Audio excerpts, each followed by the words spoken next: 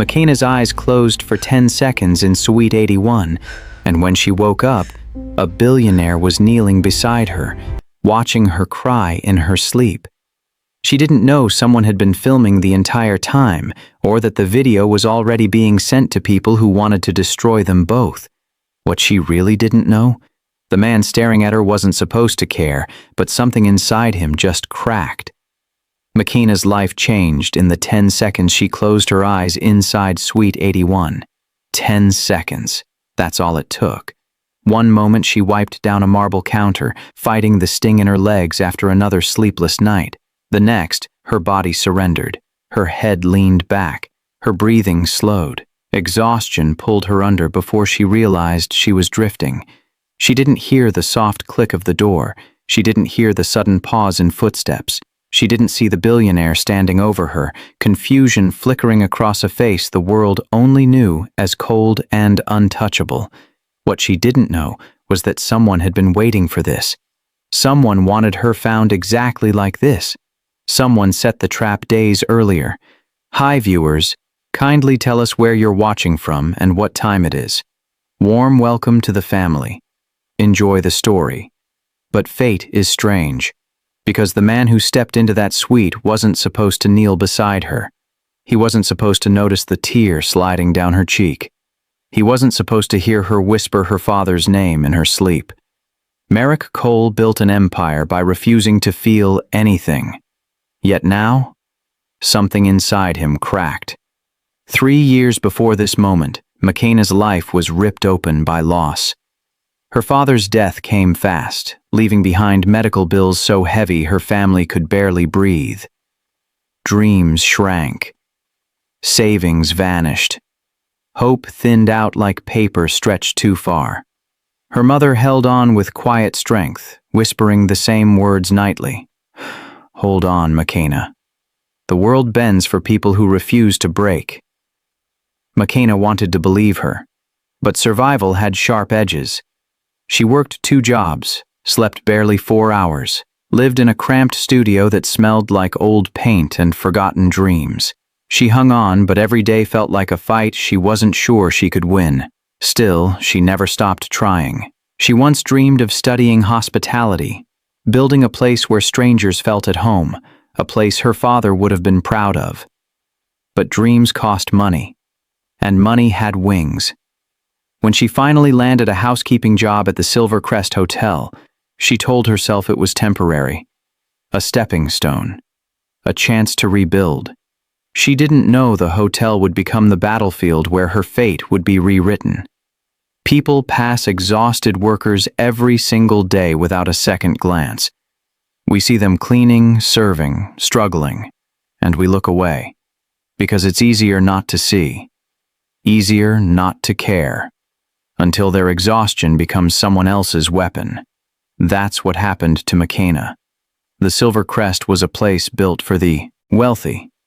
Marble floors, sparkling chandeliers, staff who bowed with perfect smiles. Guests floated through life like nothing could touch them. McKenna walked those halls with quiet dignity. Invisible, exhausted, determined. She became one of the best maids on staff, not because it was glamorous, because she needed her job desperately. She pushed herself so hard her supervisor joked she cleaned like she was scrubbing life itself. But inside, McKenna felt trapped. She cleaned rooms belonging to people who lived the life she dreamed of. People who slept without fear. People who didn't know what it felt like to choose between rent and dinner. Still, she kept going. Stopping wasn't an option. One morning, as she organized her cart, her supervisor rushed over with tension in her voice. Suite 81 must be perfect today. Merrick Cole is checking in. McKenna froze. The billionaire. The man known for firing employees over the smallest mistakes. She steadied her breath, grabbed her supplies, and headed upstairs. She scrubbed, polished, straightened, checked every corner twice. Everything had to be flawless, but exhaustion gnawed at her bones. She had worked overnight at her second job. Her eyelids felt heavy. Her back ached. Her body begged for rest. "Just 1 second," she whispered to herself. She lowered to the carpet to stretch, telling herself she would stand right back up. But her body made a decision before her mind could. Her eyes drifted shut, her breathing softened, and sleep swallowed her whole. Far away, on another floor of the hotel, Merrick Cole arrived earlier than expected. His staff scrambled, his security tensed. He was known for being unpredictable. No one knew he was heading straight toward Suite 81. No one knew he would walk inside without knocking. No one knew he was seconds from seeing McKenna asleep. Merrick entered the suite and froze. An exhausted woman lay curled on the carpet, her hair fanned out across the floor.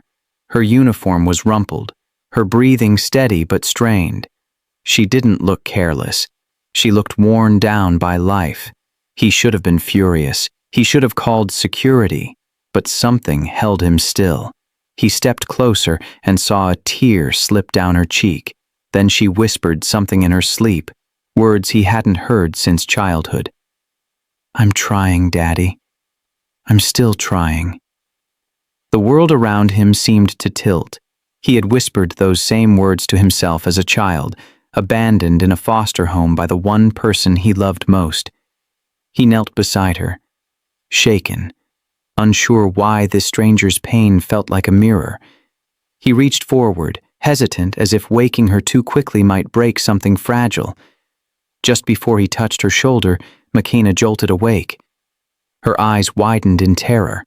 "I'm sorry, please, please don't fire me." Merrick opened his mouth to speak, but before he could, someone standing in the shadows captured the moment on video and slipped quietly out of the suite.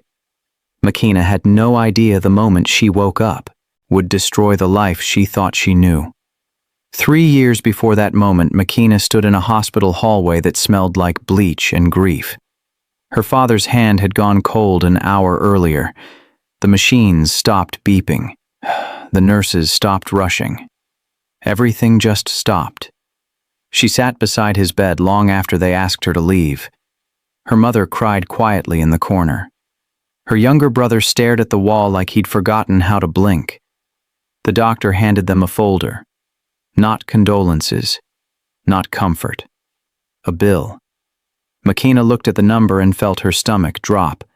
$63,000. For treatments that didn't save him. For hope that came with a price tag. Her mother's voice cracked. "How do we pay this?" The doctor didn't answer. He just left.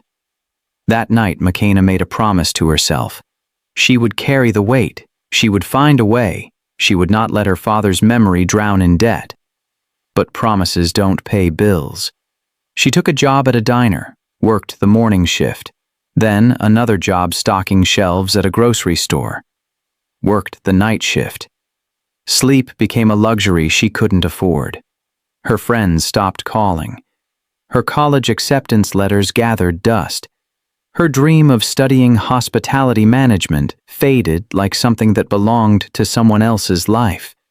Every paycheck vanished before it hit her account. Rent, groceries, debt collectors who called at 7 in the morning with voices that sounded like threats. Her mother kept whispering the same thing. "Hold on, McKenna. The world bends for people who refuse to break." McKenna wanted to believe her, but bending felt a lot like breaking. How many people are one hospital bill away from losing everything? How many work themselves to exhaustion just to survive? If you've ever felt that kind of pressure, drop a comment. You're not alone. She lived in a studio apartment with walls so thin she could hear her neighbors' arguments. The paint peeled. The heater didn't work. The window didn't close all the way. But it was hers. Barely. One night, she sat on the floor with a calculator and a stack of bills. The math didn't work.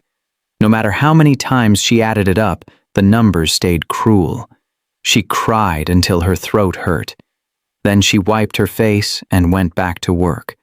Because giving up wasn't an option. Months blurred together. Wake up. Work. Survive. repeat. Her body started breaking down. Her back ached, her legs cramped, her hands shook from exhaustion. She drank coffee like it was medicine, but she kept going. She applied to dozens of better-paying jobs. Most ignored her. Some sent rejection letters. One asked why she didn't have more experience. Experience? She wanted to scream. I've been surviving. That's my experience. Then one morning she saw a posting. The Silvercrest Hotel was hiring housekeeping staff. The pay was decent.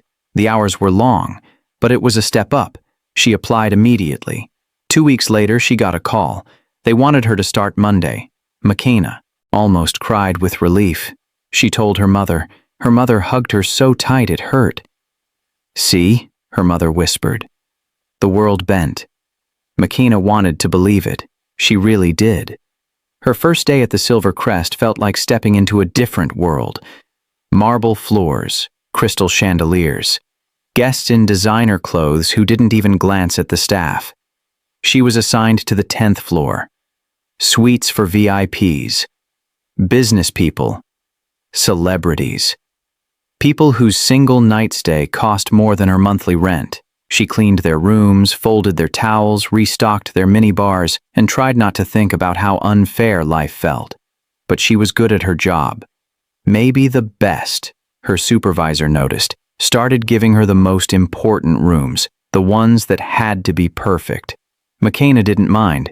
Perfection meant job security, and job security meant survival. She worked harder than anyone, stayed late, never complained, became the maid they trusted with their most demanding guests. Her co-workers respected her. Her supervisor praised her. For the first time in years, McKenna felt like maybe things were getting better. She started saving again. Small amounts, but it was something. She even let herself dream a little. Maybe one day she could go back to school. Maybe one day she could build the hospitality career her father always believed she'd have. But dreams are dangerous when you're standing on thin ice, because while McKenna worked and saved and hoped, someone else was watching. Someone who saw her not as a person, but as a tool. Someone who needed someone invisible. Someone no one would believe. Someone who was about to turn her life into a weapon. And McKenna had no idea she was walking straight toward a trap with her name already carved into it. McKenna learned quickly that being a maid at the Silvercrest meant being invisible. Guests walked past her like she was furniture. They talked on phones, laughed with friends, complained about problems that weren't really problems. And she cleaned up after them. She wiped down mirrors they barely glanced at, changed sheets they slept in for one night, restocked champagne they didn't finish. She moved through their world without leaving a trace, because that's what good maids did. They existed without being seen. It didn't bother her at first. She was used to being overlooked, used to working hard while others lived easy. But sometimes, late at night, she wondered what it felt like to be the person sleeping in the suite instead of the one scrubbing the bathroom floor. Still, she pushed those thoughts away. This job was her lifeline, and she wasn't about to lose it. Within 6 months, McKenna became one of the best housekeepers on staff. Her supervisor stopped checking her work. Her co-workers asked her for advice. Management trusted her with the most demanding guests. She took pride in that. Even if no one else noticed, she knew she was good at what she did. One Tuesday morning, her supervisor pulled her aside with an urgent look. "McKenna, I need you on Suite 81 today." McKenna nodded. "No problem." Her supervisor's voice dropped. "Merrick Cole is checking in." McKenna froze. Everyone knew that name. Merrick Cole, billionaire, CEO. The man who built an empire before he turned 30. The man who fired people for the smallest mistakes. Her supervisor gripped her shoulder. "Everything has to be perfect. No dust, no wrinkles, no errors. Understand?" McKenna swallowed hard. "I understand." She grabbed her cart and headed to the elevator. Her hands trembled slightly as she pressed the button for the 8th floor. This was it. The most important cleaning shift of her life. She couldn't afford to mess this up. When she stepped into Suite 81, her breath caught. The place was stunning. Floor-to-ceiling windows overlooking the city, marble counters, a king-size bed with silk sheets, furniture that probably cost more than her entire year's salary. She got to work immediately.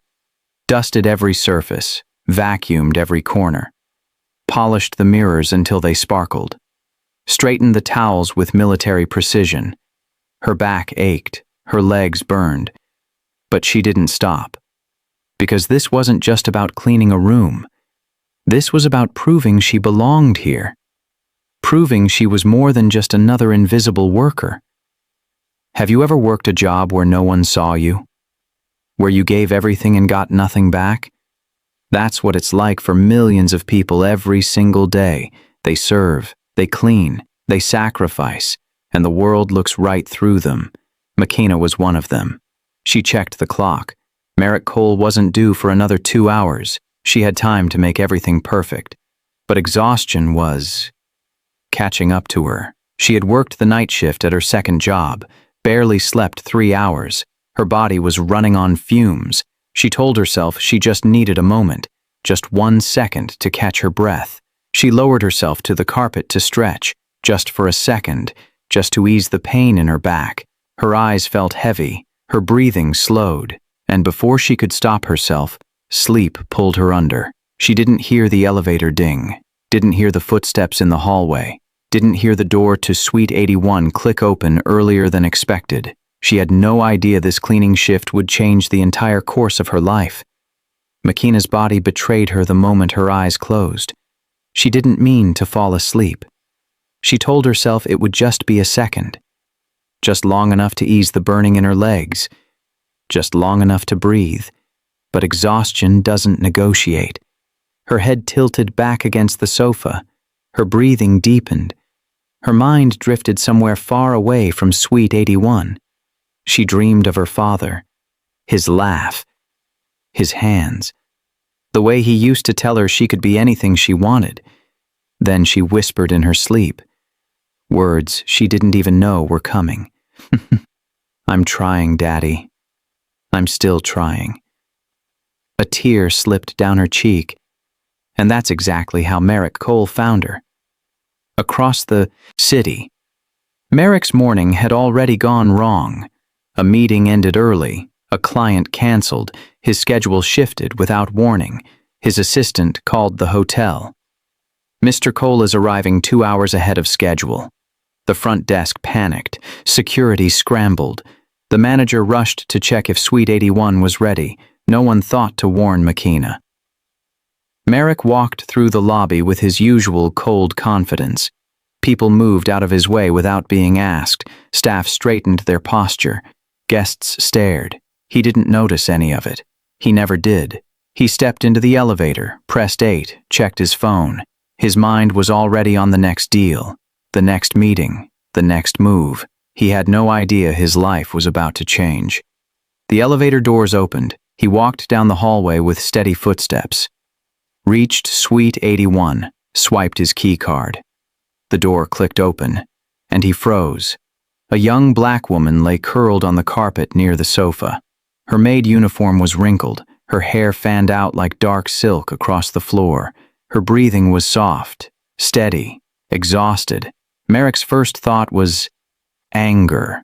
His second was confusion. But then he saw the tear on her cheek and heard her whisper, "I'm trying, Daddy. I'm still trying." Something inside him cracked. Those words, that pain, he knew them. He had said them himself as a child, alone, abandoned, trying to survive in a world that didn't care. He stepped closer, knelt beside her, stared at her face like he was looking at a ghost. Why did this stranger's suffering feel so familiar? He reached out slowly, hesitated, then gently touched her shoulder. McKenna's eyes shot open. Terror flooded her face. She scrambled backward. Her hands shook. Her voice cracked. "I'm sorry. I'm so sorry. Please don't fire me. Please."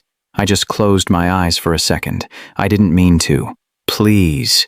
Merrick opened his mouth to speak. But before he could say a word, a shadow moved in the hallway. Someone had been watching. Someone had been waiting for exactly this moment. A phone camera captured everything. The billionaire kneeling beside the sleeping maid, her panic, his hesitation, the perfect scandal. And then the shadow disappeared. McKenna didn't see it. Merrick didn't notice, but someone else did. Far below, in the hotel's security office, a man watched the footage with a slow smile. He sent a single text message. "It's done." Because this wasn't an accident. This wasn't a coincidence. This was a setup. And the entire hotel was about to be dragged into a secret war that had been brewing for months. Merrick Cole had built his empire by staying cold. No weakness, no emotion, no attachment. But kneeling beside this exhausted stranger, something inside him broke open.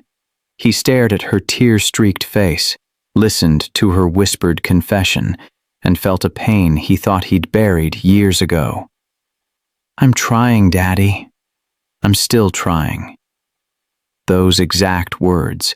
The same desperate plea he had whispered as a child when his father abandoned him in a foster home, when the world turned its back, when survival felt impossible. He hadn't thought about that moment in decades. He built walls so high nothing could reach him. Until now. Merrick's hand hovered over her shoulder. He didn't know why he hesitated. Didn't know why this mattered. But it did. He touched her gently. "Miss?" McKenna's eyes flew open. Panic exploded across her face. She jerked backward so fast she hit the edge of the sofa. Her hands trembled. Her breathing came in short, terrified gasps. "I'm sorry. I'm so sorry. Please don't fire me." Merrick pulled his hand back. "It's okay." No, it's not. I fell asleep. I know I shouldn't have. I was just so tired. Please, I need this job. Please." Her voice cracked. Tears filled her eyes. Merrick felt something twist in his chest. He'd seen fear before. He'd caused it. But this was different. This wasn't fear of power. This was fear of losing everything. "Breathe," he said quietly. "Just breathe." McKenna pressed her hands to her face. "I'm going to get fired. I'm going to lose everything." Merrick shook his head. "You're not fired." She looked at him like she didn't believe him. "But I fell asleep. In your suite. You're Merrick Cole. You don't just let things like this go." He should have. That's what the old Merrick would have done. Call security. Have her removed. Move on without a second thought. But he couldn't. Because when he looked at her, he didn't see a mistake. He saw someone fighting a battle no one else noticed. "Why were you so tired?" he asked. McKenna wiped her eyes quickly. "I worked 2 jobs. I didn't sleep much last night. But that's not an excuse. I shouldn't have—" "2 jobs?" Merrick interrupted. She nodded. "I need both. My family has debt, medical bills. I can't afford to lose either job." Merrick's jaw tightened. He understood that kind of desperation. He'd lived it. Have you ever been so exhausted you couldn't keep your eyes open? So worn down that one mistake could cost you everything? Drop a comment if you've been there, because this moment, it's about to change both their lives. "What's your name?" Merrick asked. "McKenna," she whispered. "McKenna." He repeated it slowly. "You're not fired, and you're not in trouble." She blinked at him. "Why?" Merrick didn't answer. He didn't know how to explain that her whispered words in her sleep had cracked something open inside him. Instead, he stood. "Finish your shift. Take your time." McKenna scrambled to her feet. Thank you so much." Merrick nodded once, then walked toward the door. But before he left, he turned back. "McKenna?" She looked at him. "Whatever you're trying to do, whatever you're fighting for, keep going." Her breath caught. Tears filled her eyes again. But this time, they weren't from fear. Merrick left the suite without another word. McKenna stood there, shaking, confused, grateful. She had no idea what just happened, but she knew one thing. Merrick Cole wasn't what people said he was. What she didn't know was that someone had been watching the entire time. In the hallway, hidden behind a service cart, a man lowered his phone. The video was perfect. The billionaire kneeling beside the sleeping maid, her panic, his gentleness. It looked exactly like what it wasn't. The man smiled, sent the video to an encrypted number, then slipped quietly down the stairwell. No one saw him. No one heard him. And absolutely no one knew the war that was about to explode. McKenna thought the worst was over. She finished her shift, went home, tried to sleep, but her mind kept replaying the moment Merrick Cole knelt beside her. The way he looked at her, the way he didn't fire her, the way he told her to keep fighting. She didn't understand it, but she was grateful. The next morning she walked into the hotel feeling lighter. Maybe things were finally turning around. Then her supervisor grabbed her arm. Manager's office. Now. McKenna's stomach dropped. Why? What happened? Her supervisor wouldn't look at her. Just go. McKenna's hands started shaking. She walked down the hallway like she was heading toward her execution. When she reached the office, 3 people waited inside. Her supervisor, a man from hotel security, and a woman in a navy suit she'd never seen before. The woman gestured to a chair. Sit down, McKenna. McKenna sat. Her pulse pounded in her ears. The woman slid a phone across the desk. Watch this. McKenna looked at the screen. The video started playing, and her entire world collapsed.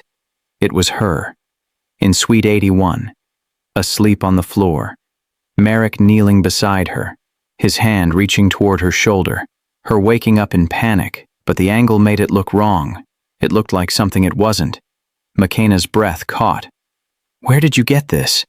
The woman's voice stayed calm, cold. It was sent anonymously to the hotel owner, the general manager, and several news outlets. McKenna felt dizzy. News outlets? The security guard spoke. It's being shopped around. Someone wants this story public. McKenna shook her head. But nothing happened. I fell asleep. He woke me up, that's all. The woman leaned forward. I believe you. But this video tells a different story. McKenna's throat tightened. What are you saying? I'm saying someone wants to destroy you. The words hit like a punch. McKenna stared at the woman. Why me? I'm nobody. The woman's expression softened slightly. That's exactly why. McKenna didn't understand. Her supervisor looked away. The security guard shifted uncomfortably. The woman continued. This isn't about you, McKenna. You're collateral damage. Tears burned behind McKenna's eyes. Collateral damage for what? The woman paused, then said the words that changed everything. Someone wants to destroy Merrick Cole, and they chose you as the weapon. McKenna felt like the floor had opened beneath her. No, that doesn't make sense. I don't even know him. Exactly, the woman said. You're perfect, invisible, hardworking, easy to blame. No one would question it. McKenna's hands trembled. Who would do this? The woman exchanged a glance with the security guard. Then she said a name that made the room go cold. Damien Cole, Merrick's older brother. McKenna's breath stopped. His brother? The woman nodded. Damien has been trying to take control of the company for months. He needs Merrick to fall, hard, publicly, and you just became the perfect scandal. McKenna felt sick. I didn't do anything wrong. We know, the woman said gently, but in wars like this, the truth doesn't matter. Power does. How many people get destroyed just because they were in the wrong place at the wrong time? How many lives get ruined by people with money and power who see them as nothing more than tools? If this makes you angry, say something. Because McKenna's fight is just beginning. McKenna wiped her eyes quickly. My job? Her supervisor finally spoke. We're suspending you. Pending investigation. McKenna's heart shattered. Suspending me? For what? For being exhausted? The supervisor looked pained. I'm sorry, McKenna. It's out of my hands. The woman stood. If this video goes public, your name becomes part of a scandal you never asked for. Your face will be everywhere, and people will believe the worst. McKenna felt like she was drowning. Why is this happening to me? The woman's voice softened. Because to destroy a man like Merrick Cole, his enemies will burn down anyone standing near him, even if they're innocent. McKenna's pulse thudded painfully. She looked at the woman with desperation. What do I do? The woman didn't answer right away. Then she leaned closer. You fight back, or you disappear. McKenna swallowed hard. How do I fight back? I have nothing. No money. No power. No voice. The woman's eyes darkened. You have something they didn't count on. What? The truth. And Merrick Cole on your side. McKenna blinked. He doesn't even know me. The woman smiled faintly. He will. Before McKenna could respond, the woman added one final truth that made her blood run cold. And Damian Cole isn't finished? This was just the opening move? McKenna stared at the woman. Who is Damian Cole? The woman sat back down, her expression hardened. Damian is Merrick's older brother, and his worst enemy. McKenna frowned. They're brothers. How can they be enemies? The woman's laugh was bitter. Money and power destroy families faster than anything else. She pulled out a folder, opened it. Inside were photos, articles, documents. Damian and Merrick grew up in different worlds, the woman explained. Damian was raised by their father, spoiled, given everything. But Merrick? He was abandoned, left in foster care, forgotten. McKenna's chest tightened. She thought about Merrick kneeling beside her, the pain in his eyes when she whispered about her father. Merrick built his empire from nothing, the woman continued, worked his way up, earned every single thing he has. And when their father died, he left the company to Merrick. Not Damian. McKenna's eyes widened. Why? Because Merrick proved himself. Damian only proved he could spend money. The security guard added quietly, Damian's been trying to take control for years, but Merrick won't let him. The woman leaned forward. So Damian changed tactics. If he can't take the company legally, he'll destroy Merrick's reputation, make him look unstable, unfit, dangerous. McKenna felt cold. And I'm part of that plan? You're the perfect part, the woman said. A young black woman, a maid, found sleeping in the billionaire's suite. The optics are devastating. McKenna's hands clenched. But nothing happened. Doesn't matter. The story writes itself. Powerful man takes advantage of vulnerable employee. The media will run with it. The board will panic. And Damian will swoop in as the hero who saved the company. McKenna shook her head. This is insane. This is business, the woman corrected. And Damian plays dirty. The supervisor spoke up. We've seen him do this before. He destroys people without blinking. McKenna looked at her. Who? The supervisor hesitated, then said quietly, a woman who worked in accounting. She refused to help Damian steal from the company. He framed her for embezzlement. She lost everything, her job, her reputation, her family. McKenna felt sick. What happened to her? No one answered. That silence said everything. Have you ever been used by people with power? Have you ever been the collateral damage in someone else's war?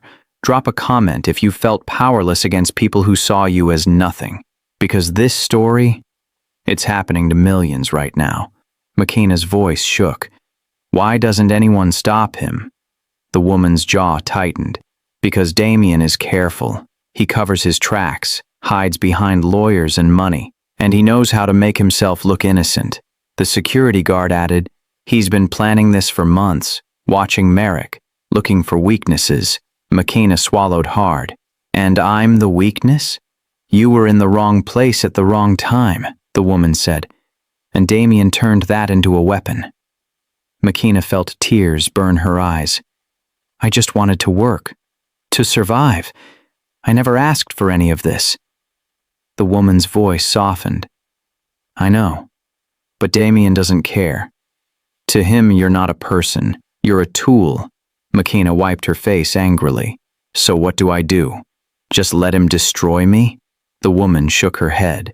You fight back. How? McKenna's voice cracked. I have nothing. The woman stood, walked to the window, looked out at the city. You have something Damien didn't expect.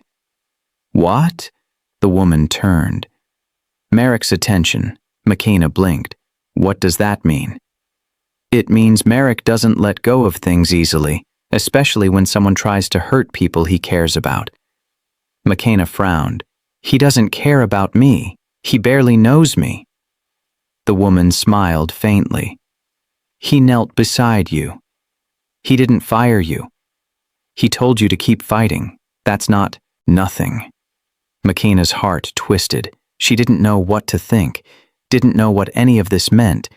The woman's expression darkened. But you need to understand something. Damien won't stop. This video was just the beginning. McKenna's stomach dropped. What else is he planning? The woman didn't answer right away. Then she said the words that made McKenna's blood freeze. He's going after everyone close to Merrick. Anyone who matters. Anyone who could stand in his way. McKenna's voice barely worked. Who? The woman looked her straight in the eye. You. Merrick's assistant, his lawyer, his closest advisors, and anyone else who gets in the way. McKenna felt dizzy. He's going to destroy all of them? The woman nodded. And he'll use whatever he can, lies, scandals, threats, violence if necessary. McKenna's pulse hammered. This is insane. This is war, the woman corrected. And Damien Cole doesn't lose. McKenna stared at her. Then how do we win? The woman's eyes hardened. By doing what Damien doesn't expect. What? The woman stepped closer, lowered her voice. We expose him first. Before McKenna could respond, the woman's phone buzzed. She looked at the screen. Her face went pale. What? McKenna whispered. What happened? The woman looked up. Her voice was barely audible. Damien just made his next move. McKenna left the manager's office in a daze, suspended, framed, trapped in a war she never asked to join. She stumbled down the hallway, vision blurred by tears. Her chest felt tight. Her hands wouldn't stop shaking. She needed to breathe, needed to think, needed to disappear. She found a quiet stairwell at the back of the hotel, sat on the cold concrete steps, put her head in her hands, and let herself break. The tears came hard, angry, desperate. She'd worked so hard, done everything right, and still, life found a way to crush her. She didn't hear the door open, didn't hear the footsteps coming down the stairs.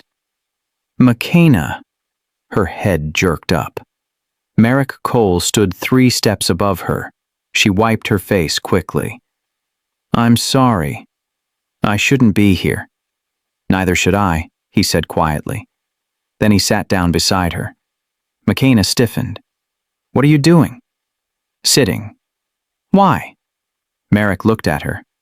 Because you look like you need someone to sit with you. Fresh tears filled her eyes. She turned away. You shouldn't be near me. I'm bad for your reputation. Merrick's jaw tightened. I know what happened. McKenna's breath hitched. Then you know I'm suspended. You know someone filmed us. You know this is going to blow up. I know, Merrick said calmly. And I know it's not your fault. McKenna shook her head. Doesn't matter. Your brother's going to destroy me anyway. Merrick went still. You know about Damien? They told me. Your security team. They told me everything. Her voice cracked. I'm just collateral damage. Merrick's hands clenched. You're not damage. You're a person. McKenna laughed bitterly. Not to people like your brother. To him, I'm just a tool, something he can use and throw away. Merrick's voice dropped. He's done this before. McKenna looked at him. I know. They told me about the woman in accounting. Merrick's expression darkened. She didn't deserve what happened to her.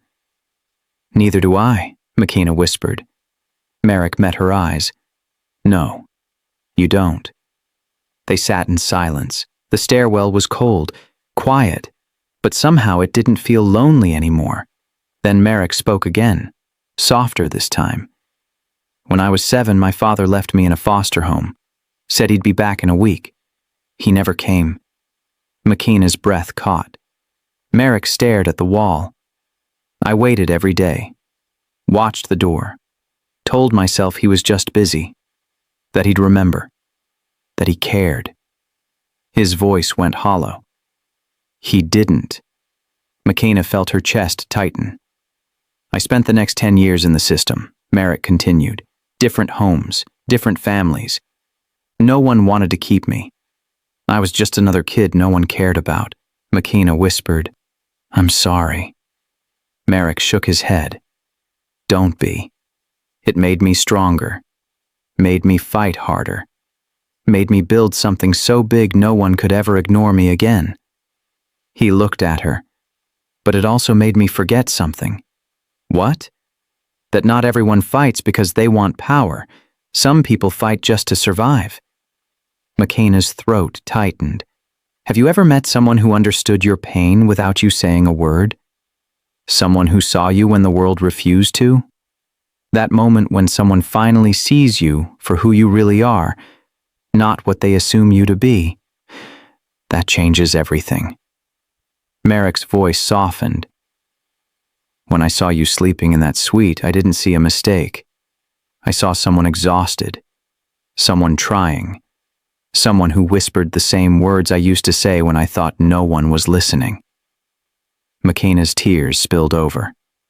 You heard that? Merrick nodded. I'm trying, Daddy. I'm still trying.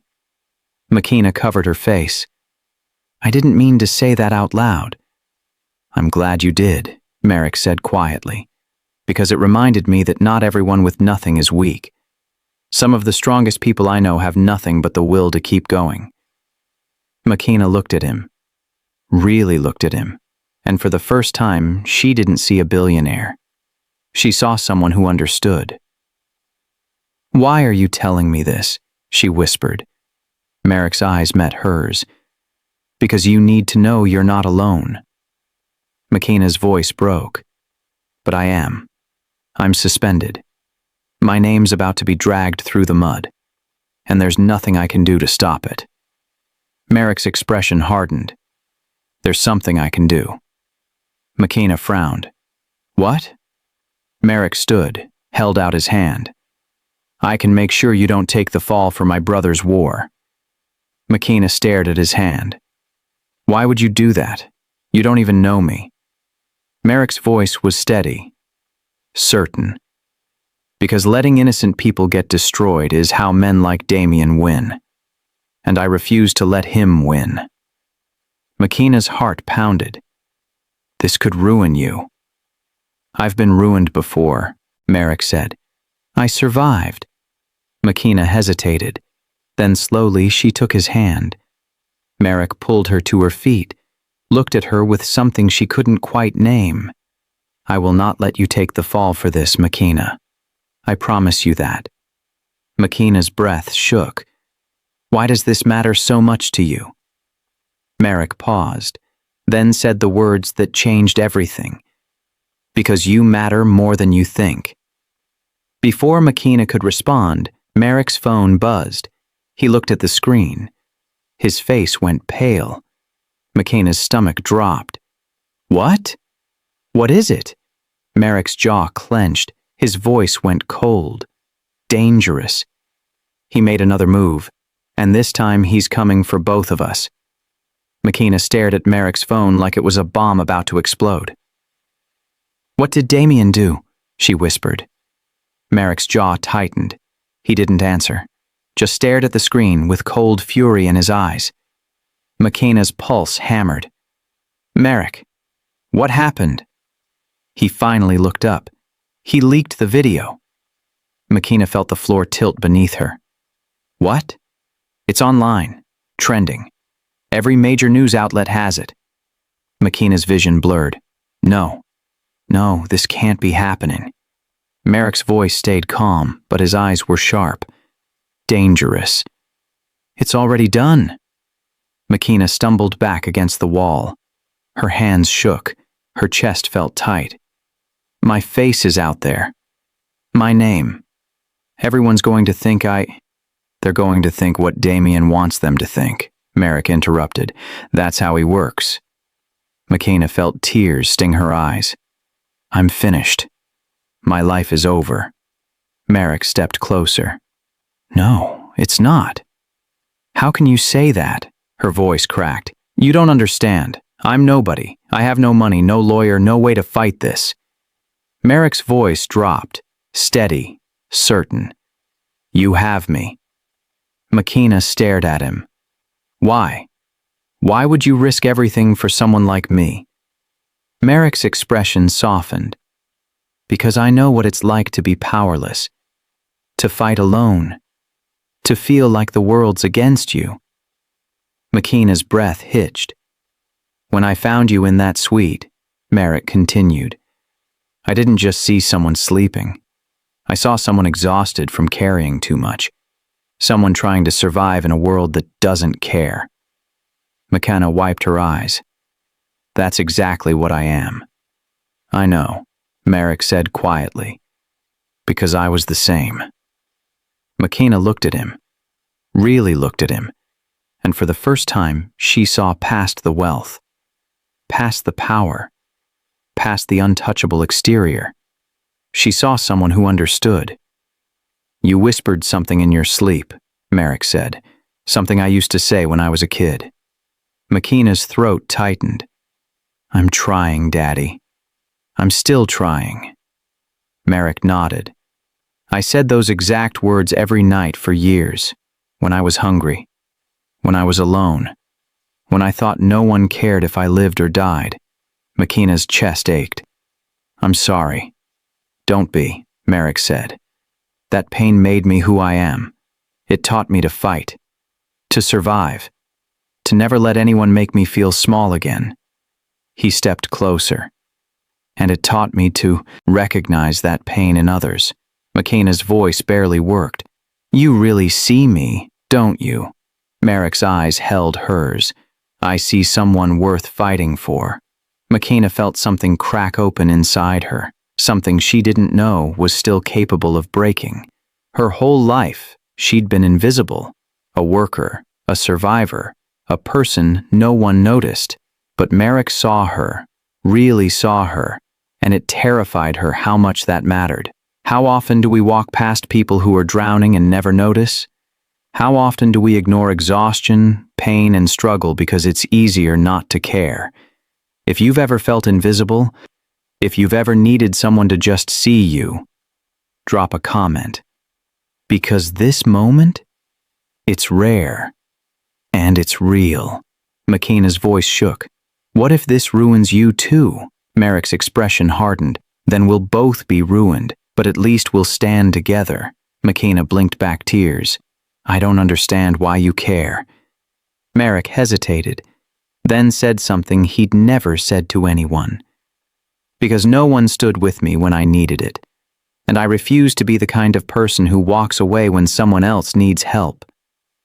McKenna's heart twisted. "You barely know me." "I know enough," Merrick said. "I know you work 2 jobs. I know you're carrying debt that's not even yours. I know you fell asleep because you're exhausted, not because you're careless." McKenna's tears spilled over. "How do you know all that?" "Because I asked," Merrick said simply. "I asked about you, about your life, about why you looked so broken when you woke up." McKenna stared at him. Why would you do that? Merrick's voice softened. Because you mattered the moment I saw you. McKenna couldn't breathe, couldn't think, couldn't process what was happening. I don't know what to say, she whispered. You don't have to say anything, Merrick said. Just don't give up. McKenna shook her head. But the video? We'll deal with it, Merrick interrupted. Together. McKenna wanted to believe him, but fear was louder than hope. Your brother's not going to stop, she said. He's going to destroy both of us. Merrick's eyes went cold. He's going to try. Before McKenna could respond, Merrick's phone buzzed again. He looked at the screen. His face went pale. McKenna's stomach dropped. What now? Merrick's voice was barely audible. Damien just called an emergency board meeting. McKenna frowned. What does that mean? Merrick looked at her, and for the first time she saw fear flicker in his eyes. It means he's making his move. Right now. McKenna's pulse hammered. What kind of move? Merrick's jaw clenched. He's calling for a vote of no confidence. McKenna's breath caught. What does that mean? Merrick's voice went flat, emotionless. It means he's trying to remove me as CEO. McKenna felt the world tilt. Can he do that? Merrick didn't answer. His silence said everything. McKenna grabbed his arm. Merrick, can he do that? Merrick finally met her eyes, and the fear she saw there made her blood run cold. If the board believes the video, if they think I'm a liability, then yes. McKenna's heart shattered. This is my fault. No, Merrick said firmly. This is Damien's fault, and he's going to pay for it. McKenna shook her head. But if you lose the company, Merrick cut her off, his voice steady, certain, terrifying. Then I lose it. But I won't lose you in the process. McKenna stared at him. What are you saying? Merrick's eyes burned with something fierce, something protective, something McKenna had never seen directed at her before. I'm saying if Damien wants a war, he's got one. Before McKenna could respond, Merrick's phone rang. He answered, listened. Then his face went completely blank. He hung up, looked at McKenna, and said the words that made her knees buckle. The board meeting starts in 1 hour, and Damien's bringing you as evidence. McKenna's legs nearly gave out. Bringing me as evidence? What does that even mean? Merrick's face was stone. It means Damien wants you in that boardroom, in front of everyone, so he can paint you as proof that I'm unstable. McKenna's voice broke. I can't go there. I can't face all those people. You won't have to, Merrick said firmly. I'm not letting him use you like that. McKenna shook her head. But if I don't show up, won't that make it worse? Merrick's jaw clenched. If you do show up, Damien will tear you apart in front of the board. He'll twist every word, make you look guilty, make me look reckless. McKenna felt tears burn her eyes. So what do? Merrick's eyes burned with something fierce. We confront him. Before the meeting starts. McKenna stared at him. Are you serious? Completely. That's insane, McKenna whispered. He's your brother. He has lawyers. Power. Money. Merrick stepped closer. And I have the truth. McKenna wanted to believe him, but truth felt like a weak weapon against someone like Damien Cole. What if the truth isn't enough? She asked quietly. Merrick's voice dropped. Then we make it enough. Before McKenna could respond, heavy footsteps echoed down the stairwell. A man in a dark suit appeared, Merrick's head of security. He looked between them. Sir, we have a problem. Merrick's expression hardened. What now? The security chief glanced at McKenna, then back at Merrick. Damien's already in the building. He's gathering the board members early. Merrick cursed under his breath. How early? 30 minutes. McKenna felt panic rise in her chest. 30 minutes? That's not enough time. Merrick's voice stayed calm, cold. It'll have to be. The security chief continued. There's more. Damien's not calling this a standard board meeting. Merrick frowned. What's he calling it? The security chief hesitated. A moral violation investigation. McKenna's stomach dropped. Moral violation? Merrick's face went dark. He's framing this as an ethics issue. The security chief nodded. He's telling the board you violated company policy by engaging with staff inappropriately. McKenna felt sick, but nothing happened. Doesn't matter, the security chief said quietly. He has the video. He has witnesses who'll say you were alone together, and he has the optics. Merrick's hands clenched into fists. What witnesses? The security chief looked uncomfortable. Hotel staff. People who saw you enter the suite. People who saw you leave together. McKenna's voice shook. But they're twisting it, making it sound like something it wasn't. That's exactly what Damien does, Merrick said coldly. He takes truth and warps it until it looks like a lie.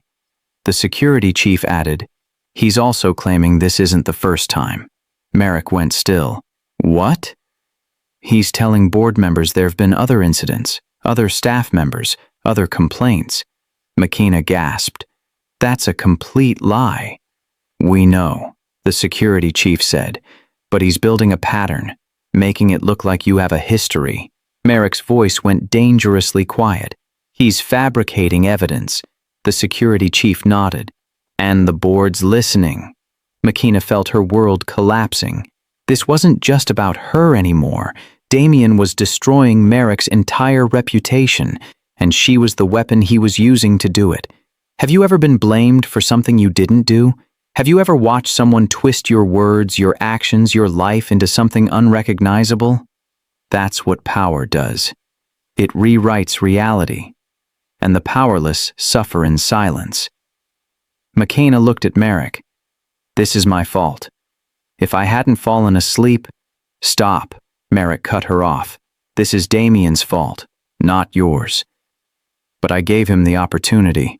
Merrick's eyes blazed. He would have created one anyway. That's what predators do. They wait.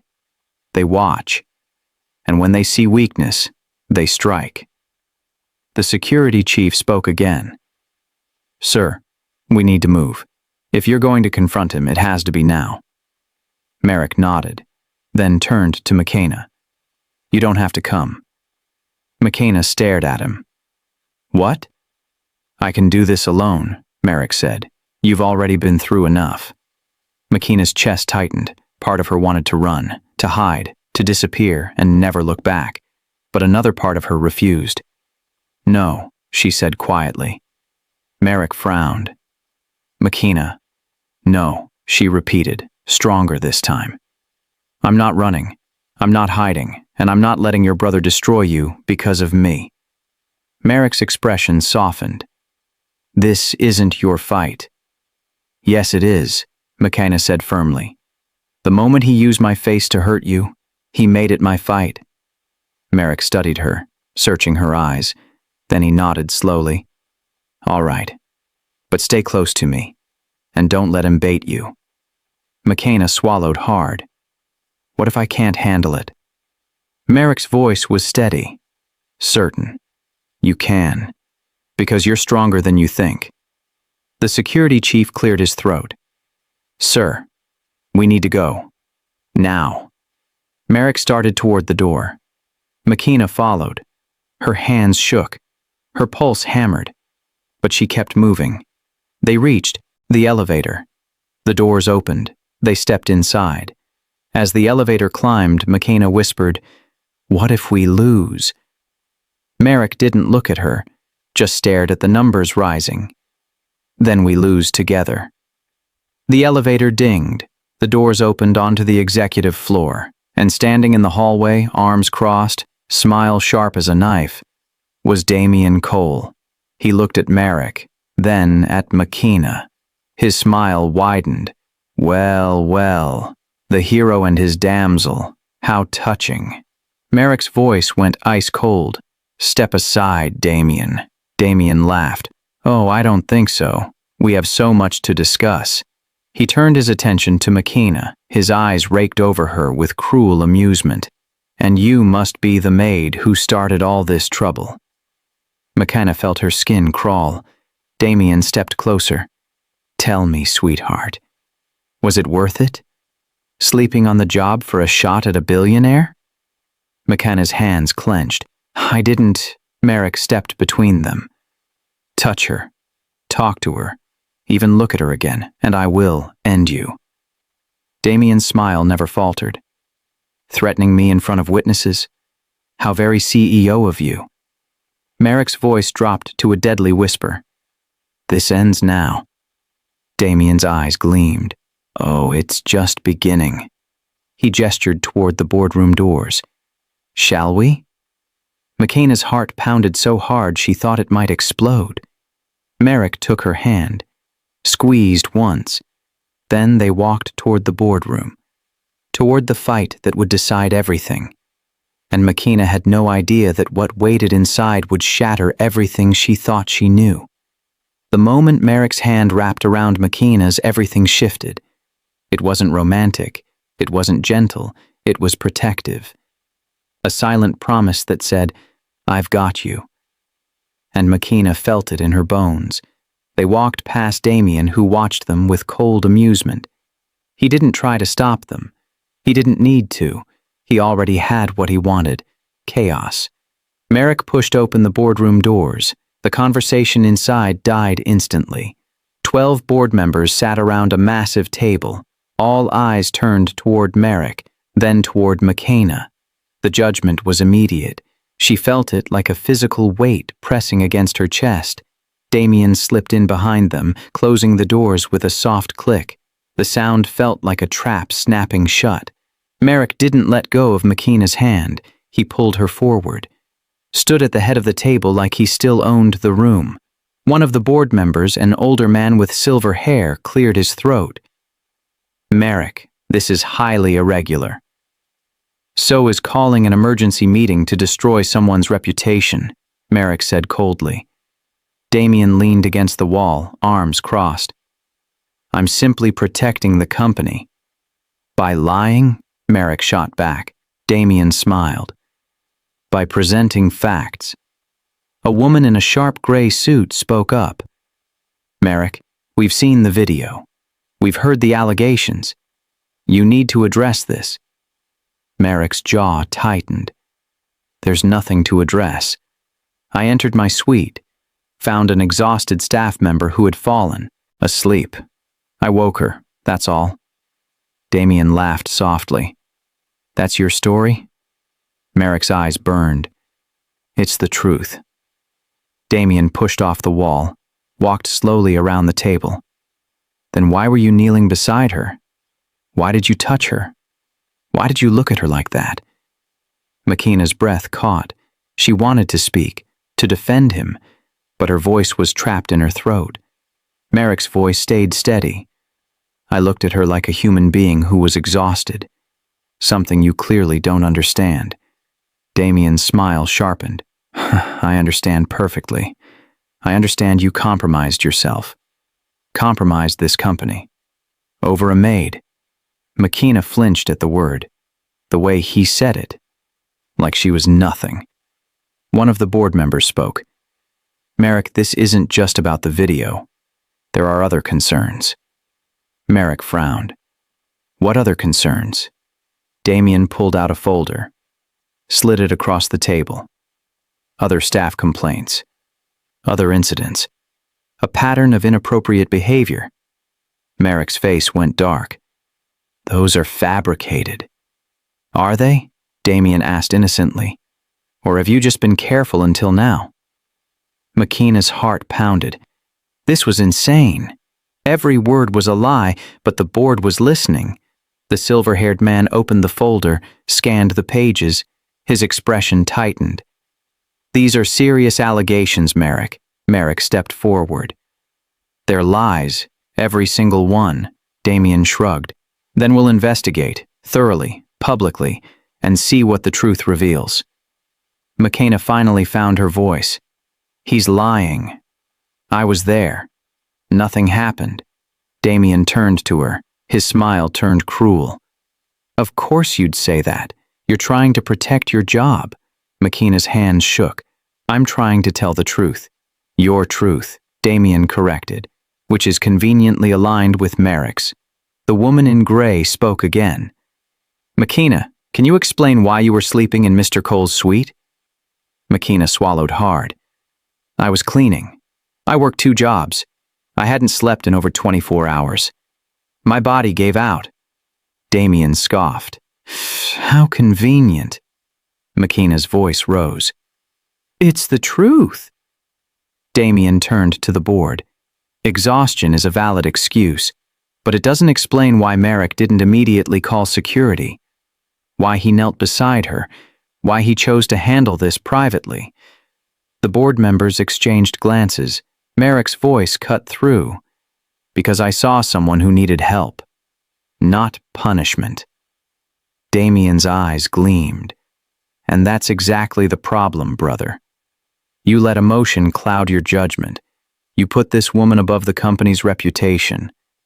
How many lives have been destroyed by accusations that spread faster than truth? How many reputations have been shattered because people believed the story before hearing the facts? Drop a comment if you've ever been judged before anyone asked for your side. Because this is how innocent people lose everything. Merrick's jaw clenched. The only person damaging this company's reputation is you. Damien smiled. The board will decide that. The silver-haired man stood. Merrick, we need time to review this matter. Until then, we're placing you on temporary leave. McKenna felt her stomach drop. What? No. You can't do that. The woman in gray looked at her coldly. This doesn't concern you. It does, McKenna said desperately. Because I'm the reason this is happening. And I'm telling you, he did nothing wrong. Damien's voice was smooth, poisonous. Of course you'd defend him. Your job depends on it.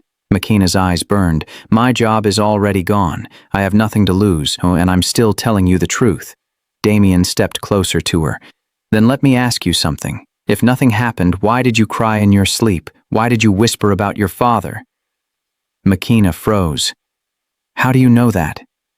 Damien's smile widened. Because I've seen the full video. The unedited version.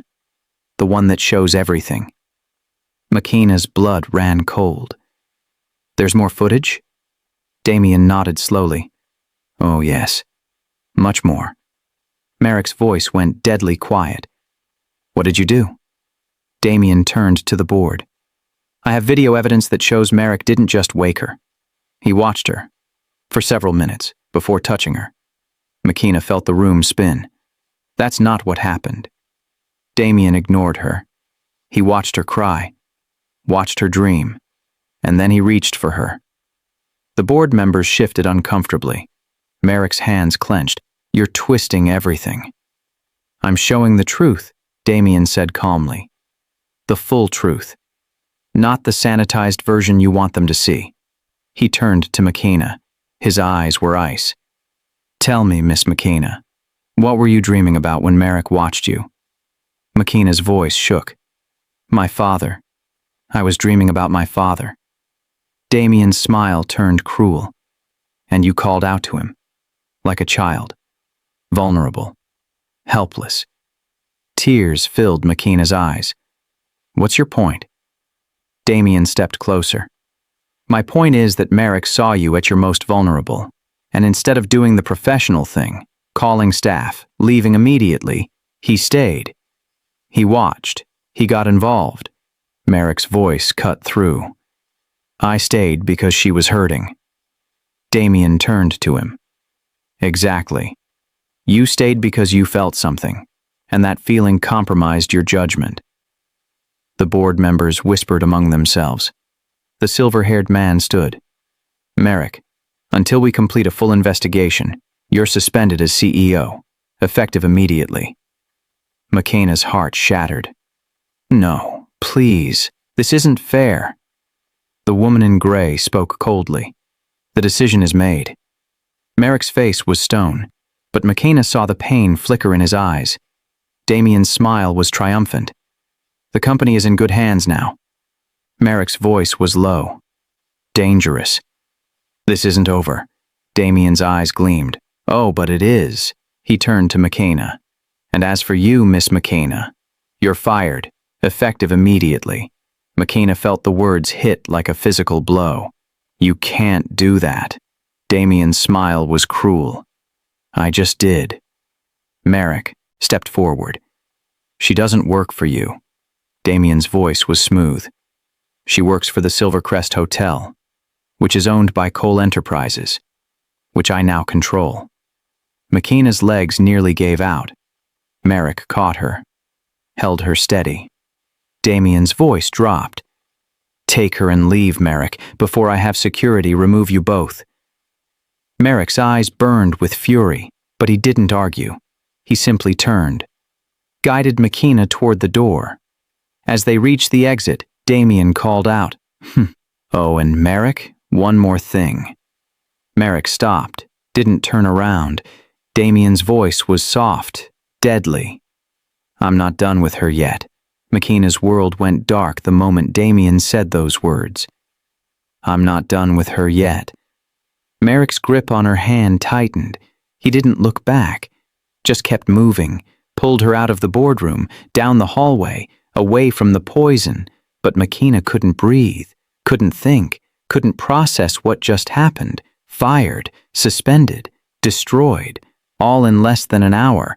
Merrick led her to a private office, closed the door, locked it. McKenna stumbled to a chair, sat down before her legs gave out completely. "I'm sorry," Merrick said quietly. "I'm so sorry." McKenna shook her head. "Don't apologize. This isn't your fault." "Yes, it is," Merrick said. His voice was hard, angry. "I underestimated him. I thought I had more time." McKenna looked up. "Time for what?" Merrick didn't answer. He paced the room like a caged animal, hands clenched, jaw tight. "Merrick," McKenna pressed. "What did Damien mean when he said he's not done with me?"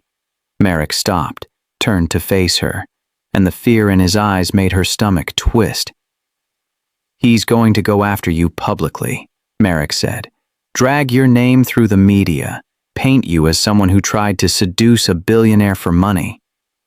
McKenna felt bile rise in her throat. "But that's insane."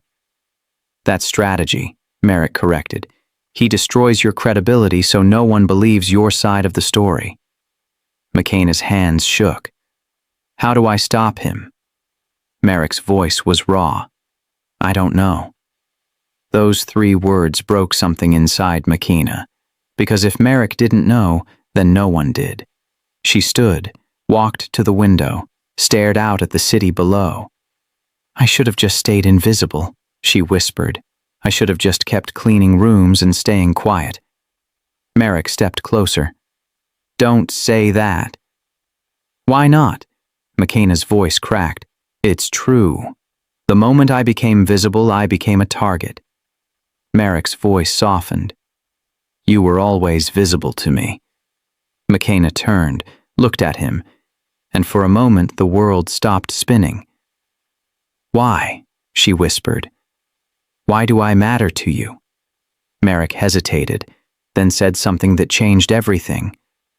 "Because you remind me of who I used to be. Before the money, before the power, when I was just someone trying to survive." McKenna's chest tightened. "And you think saving me will save that part of you?" Merrick's expression flickered. "Maybe." McKenna shook her head. "I'm not your redemption story, Merrick. I'm just a maid who fell asleep in the wrong place at the wrong time." "You're more than that," Merrick said firmly. "Am I?" McKenna's voice rose. "Because right now I'm unemployed. My name's about to be dragged through the mud. And the only person who tried to help me just lost his company." Merrick flinched. McKenna immediately regretted her words. "I'm sorry. I didn't mean—" "No," Merrick interrupted. You're right. I lost. And you paid the price. McKenna's throat tightened. So, what do we do now? Before Merrick could answer, his phone rang. He glanced at the screen. His face went pale. What? McKenna asked. Merrick answered, listened. His jaw clenched tighter with every passing second. He hung up, looked at McKenna, and the fury in his eyes was terrifying. Damien just leaked your full name to the press, along with your address, your family's information, everything. McKenna's knees buckled. No, he can't do that. He did, Merrick said. His voice was cold, deadly. And it's already spreading. McKenna felt the room tilt. My mother, my brother, they're going to be harassed. Merrick's hands clenched. I'll send security to them, right now. McKenna grabbed his arm. Why is he doing this? What does he gain from destroying me? Merrick's eyes burned. He wants to prove I'm weak, that I care more about protecting you than protecting the company. McKenna's voice shook. And are you? Merrick didn't answer, but his silence said everything. McKenna backed away. You need to let me go, Merrick. Walk away. Pretend you never met me. No. Yes, McKenna said desperately, because if you keep fighting for me, he'll destroy you completely. Merrick stepped closer. Then let him. McKenna stared at him. You can't mean that. Merrick's voice was steady, certain. I've lost companies before. I've lost money, power, respect, but I've never lost myself.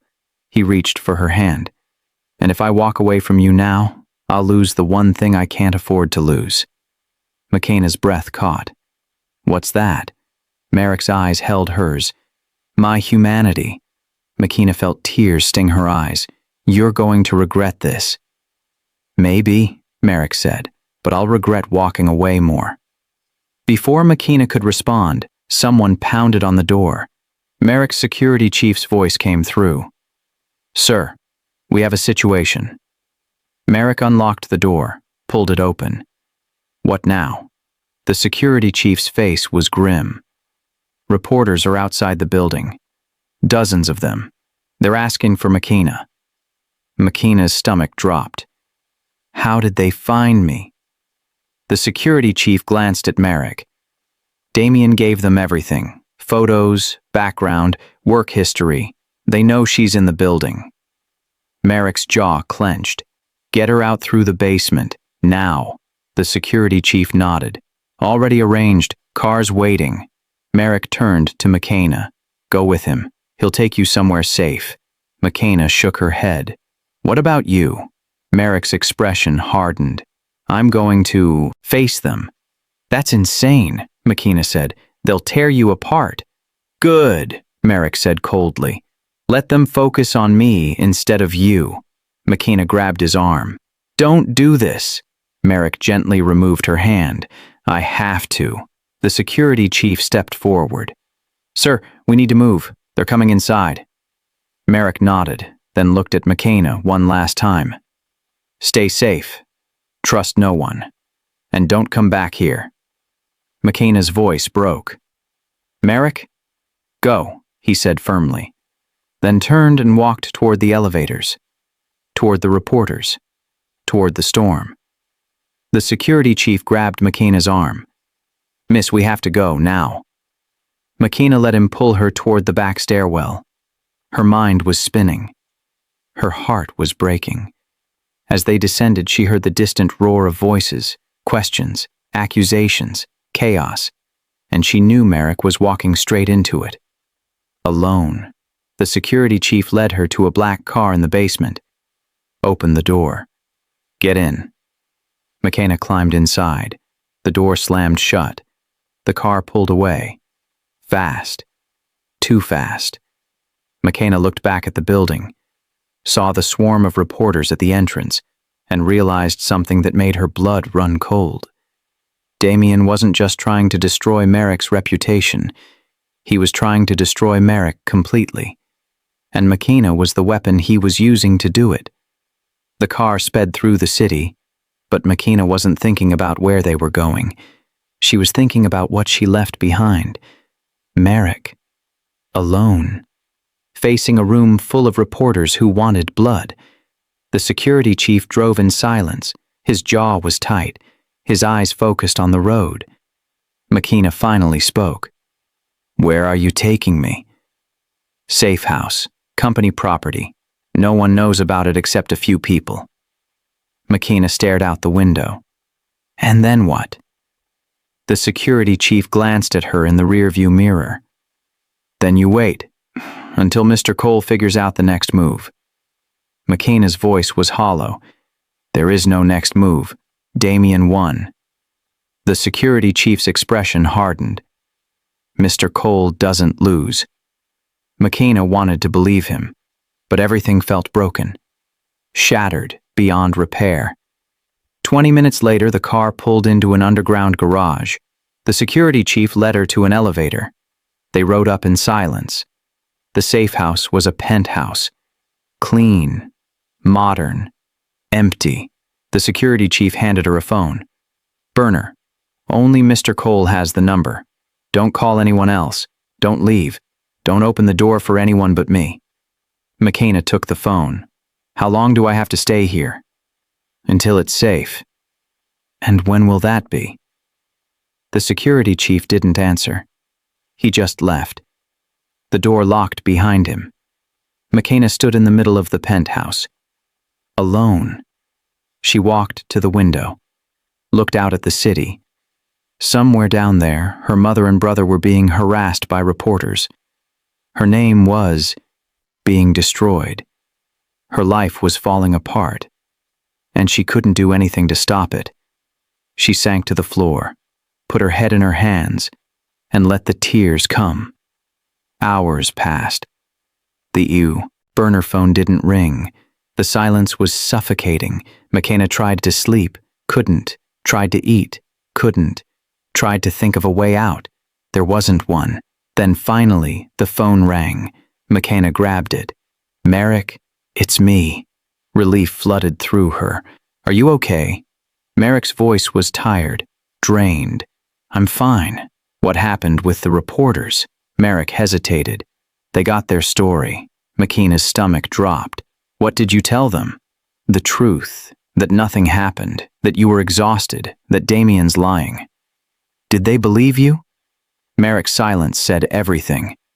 McKenna's voice broke. "They didn't, did they?" "Some did," Merrick said quietly. "Most didn't." McKenna felt tears sting her eyes. "I'm sorry. This is all my fault."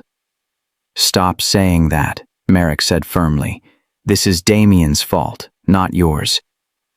"But if I hadn't fallen asleep, then he would have found another way," Merrick interrupted. "He was always going to come after me. You were just the opportunity he used." McKenna wiped her eyes. "What happens now?" Merrick's voice went cold. "Now I fight back." "How?" "By exposing him.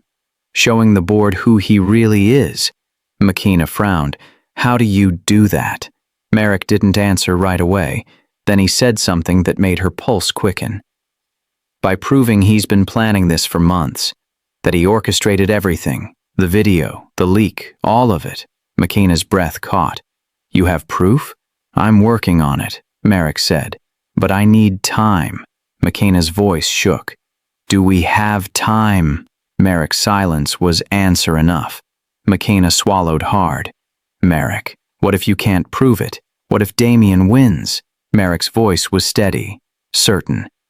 "Then I'll rebuild, somewhere else, under a different name if I have to." McKenna's chest tightened. "You'd lose everything." "I've lost everything before," Merrick said quietly.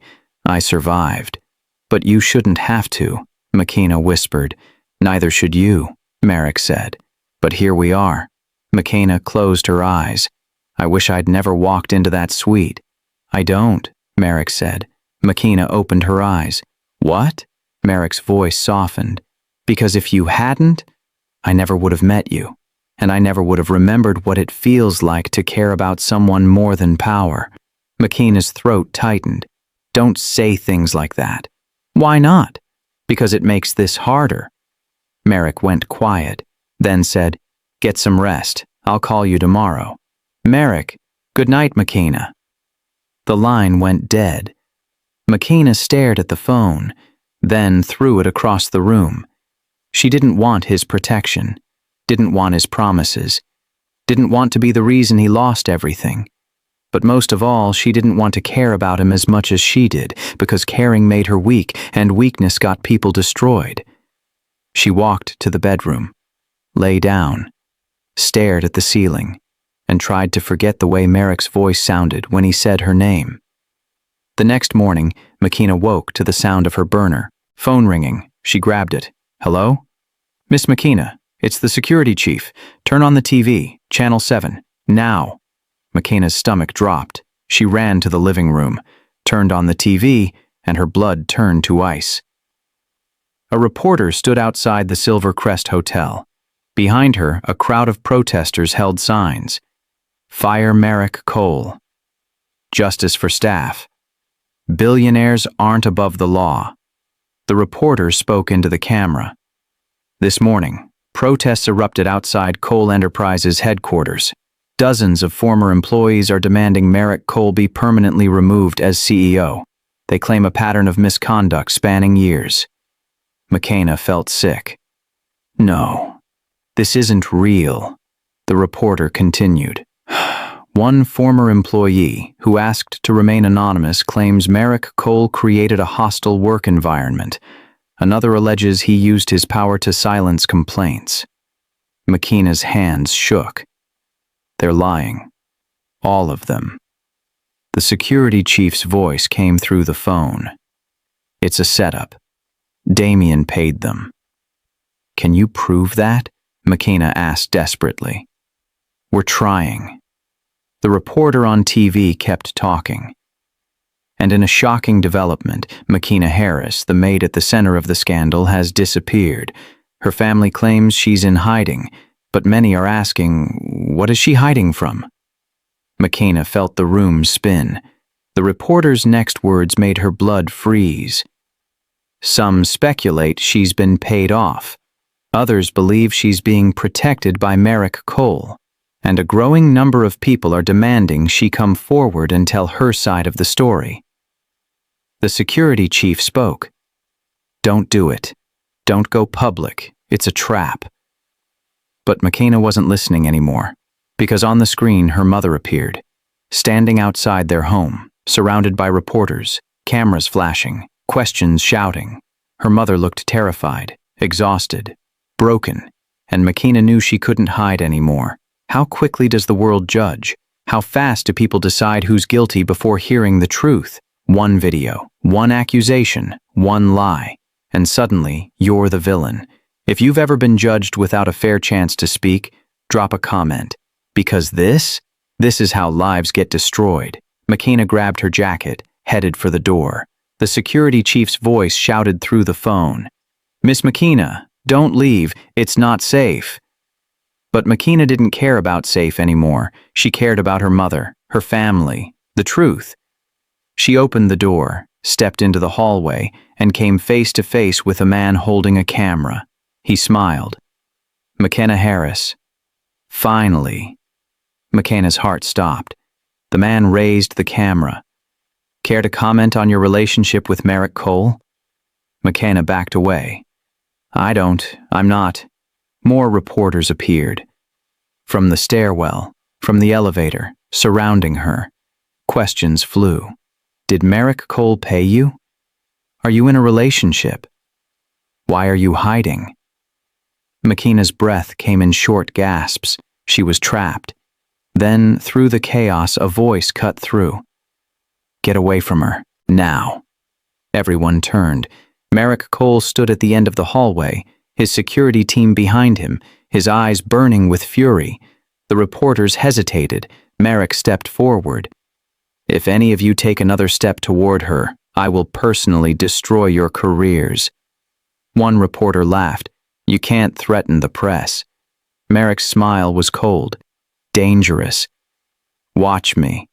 He walked through the crowd, reached McKenna, took her hand. Come on, he said quietly. McKenna let him pull her through the reporters. into the elevator, away from the cameras. As the doors closed, one reporter shouted a question that made McKenna's blood run cold. "Mr. Cole, is it true McKenna Harris is your half-sister?" The elevator doors shut. McKenna stared at Merrick. What did he just say? Merrick's face was pale. "Don't listen to them. They're trying to—" "Merrick," McKenna interrupted, her voice shaking. What did he mean? Merrick closed his eyes. "There's something I need to tell you." McKenna's heart pounded. "What?" Merrick opened his eyes, and the pain in them shattered her. "Damien didn't just choose you randomly. He chose you because he knew something I didn't." McKenna's breath caught. "Knew what?" Merrick's voice was barely audible. "That you might be family." McKenna's world stopped. "Family?" she whispered. "What are you talking about?" The elevator descended in silence. Merrick stared at the floor, his jaw tight, his hands clenched. "Merrick," McKenna's voice shook. "Answer me." Merrick finally looked at her. "My father had another life, before Damien, before me. A life he kept secret." McKenna's breath caught. "What does that have to do with me?" Merrick's voice was strained. He had a relationship with a woman. Years ago. She got pregnant, and he abandoned her. McKenna felt dizzy. "So?" Merrick's eyes held hers. "That woman's name was Sarah Harris." McKenna stumbled backward, hit the elevator wall. "No, that's not possible." "It is," Merrick said quietly. "I found records, birth certificates, hospital documents, your mother's maiden name. Everything matches." McKenna shook her head violently. "My mother never mentioned your father, never." "Maybe she didn't know who he was," Merrick said. "Or maybe she did and kept it secret." McKenna's voice rose. "You're lying. You're making this up to what? Confuse me?" "I'm not lying," Merrick said. "And neither is Damien. He knew before I did. That's why he chose you." McKenna felt tears burn her eyes. "I don't believe you." "Then ask your mother," Merrick said gently. McKenna's hands trembled. "If this is true, if I'm your—" She couldn't say the word, couldn't make it real. Merrick finished for her. "Half-sister." The word hit like a punch. McKenna's breath came in short gasps. "This can't be real. This can't be happening." The elevator doors opened. Merrick reached for her hand. She jerked away. "Don't touch me." Merrick pulled back. "McKenna, don't," she said sharply. "Don't say my name like that. Don't look at me like that. If what you're saying is true, then everything—" Her voice broke. "Everything is wrong." Merrick's expression was pained. "I didn't know. I swear I didn't know until yesterday." McKenna backed away. "Yesterday? You've known since yesterday, and you didn't tell me?" "I needed to be sure," Merrick said. "I needed proof before I—" "Before you what?" McKenna's voice cracked. "Before you told me my entire life is a lie?" Merrick stepped forward. "Your life isn't a lie." "Yes, it is," McKenna shouted. "Because if I'm related to you, then everything I felt—" She stopped, covered her mouth. Merrick's eyes widened. "Everything you felt?" McKenna turned away. "Nothing. Forget it." "McKenna," Merrick said softly. "What were you going to say?" McKenna's tears spilled over. "It doesn't matter now." Because how could it? How could anything she felt matter if they shared blood? Merrick's phone rang. He glanced at it. His face went pale. "It's the board," he said. "Emergency vote. Right now." McKenna wiped her eyes. "They're voting you out?" Merrick nodded. Damien moved fast. McKenna's voice was hollow. "Then go. Fight for your company." Merrick stared at her. "Come with me." "Why?" McKenna asked bitterly. "So they can stare at your secret sister? So Damien can destroy both of us at once?" Merrick's jaw clenched. "So they can hear the truth?" McKenna shook her head. The truth doesn't matter to people like them. Only power does. Merrick stepped closer. Then let me show them something more powerful than Damien's lies. What? Merrick's eyes burned. Family. McKenna stared at him. You want to tell them? In front of everyone? Yes. That's insane, McKenna whispered. It'll make everything worse. Merrick's voice was steady. Or it'll expose why Damien really targeted you. Because he knew. And he used that knowledge to hurt us both. McKenna felt her chest tighten. I don't want to go in there. I know, Merrick said gently. But we don't have a choice. McKenna closed her eyes. I hate this. I hate all of this. So do I, Merrick said. But we're in it now, and the only way out is through. McKenna opened her eyes, looked at him, and saw the same fear she felt reflected back at her. Okay, she whispered. I'll go. Merrick nodded once, then led her toward the boardroom. The hallway felt like a walk to the gallows, every step heavier than the last. They reached the doors. Merrick paused, looked at her. Whatever happens in there, remember something. What? Merrick's voice was fierce. You're not alone anymore. Before McKenna could respond, he pushed open the doors. The boardroom fell silent. 12 faces turned toward them. Damien stood at the head of the table, smiling. Well, well, Damien said smoothly. The prodigal CEO returns, and he brought his little project with him. McKenna felt every eye in the room judge her, dissect her, condemn her. Merrick walked to the table. McKenna stayed by the door, frozen. The silver-haired board member spoke. Merrick, we're in the middle of a vote. You've been asked to leave. I'm not leaving, Merrick said calmly. Not until you hear what I have to say. Damien's smile widened. There's nothing left to say, brother. The board has made its decision. No, Merrick said. You've made your decision. But the board doesn't know the truth yet. One of the board members frowned. What truth? Merrick turned to Damien. Tell them. Tell them why you really chose McKenna. Damien's smile faltered for just a second, then returned. I didn't choose anyone. She chose to fall asleep in your suite. Merrick's voice went cold. You orchestrated it. You knew her schedule. You knew she'd be exhausted. You set her up. Damien shrugged. Prove it. Merrick stepped closer. I can. But first, tell them who she is. Damien's eyes narrowed. She's a maid. She's family, Merrick said. The room erupted. Board members whispered, gasped, stared at McKenna with shock. Damien's smile vanished. What are you talking about? Merrick's voice rang out. McKenna is our father's daughter, our half-sister, and you knew. The room exploded in chaos. McKenna felt the floor tilt beneath her. Every eye in the room turned to her, staring, judging, demanding answers. The silver-haired man stood.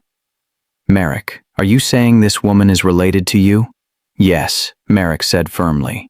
Damien's voice cut through. That's absurd. You have no proof. Merrick pulled out a folder, slammed it on the table. DNA records, birth certificates, hospital documentation, all pointing to one conclusion. The board members leaned forward, examined the documents. McKenna felt like she was drowning. This wasn't real. Couldn't be real. Damien's face went dark. Even if that's true, it doesn't change what happened. She still fell asleep in your suite. You still compromised yourself. Merrick's voice was deadly quiet. But it explains why you targeted her. Because you knew if I found out who she was, it would devastate me. Damien's eyes blazed. You're grasping at straws. Am I? Merrick challenged. Or did you see an opportunity to destroy me using the one person I'd feel obligated to protect? The sister I never knew I had? The board members looked between the brothers, uncertainty flickering across their faces. The woman in gray spoke. This is highly irregular. If what you're saying is true, Merrick, then your connection to this woman creates a conflict of interest. Exactly. Damien jumped in. He let emotion cloud his judgment. Exactly what I said. Merrick shook his head. No, I acted with integrity. Damien acted with malice. Prove it, Damien said coldly. Merrick turned to the board. Ask yourselves this. Why would Damien leak that video before confirming the facts?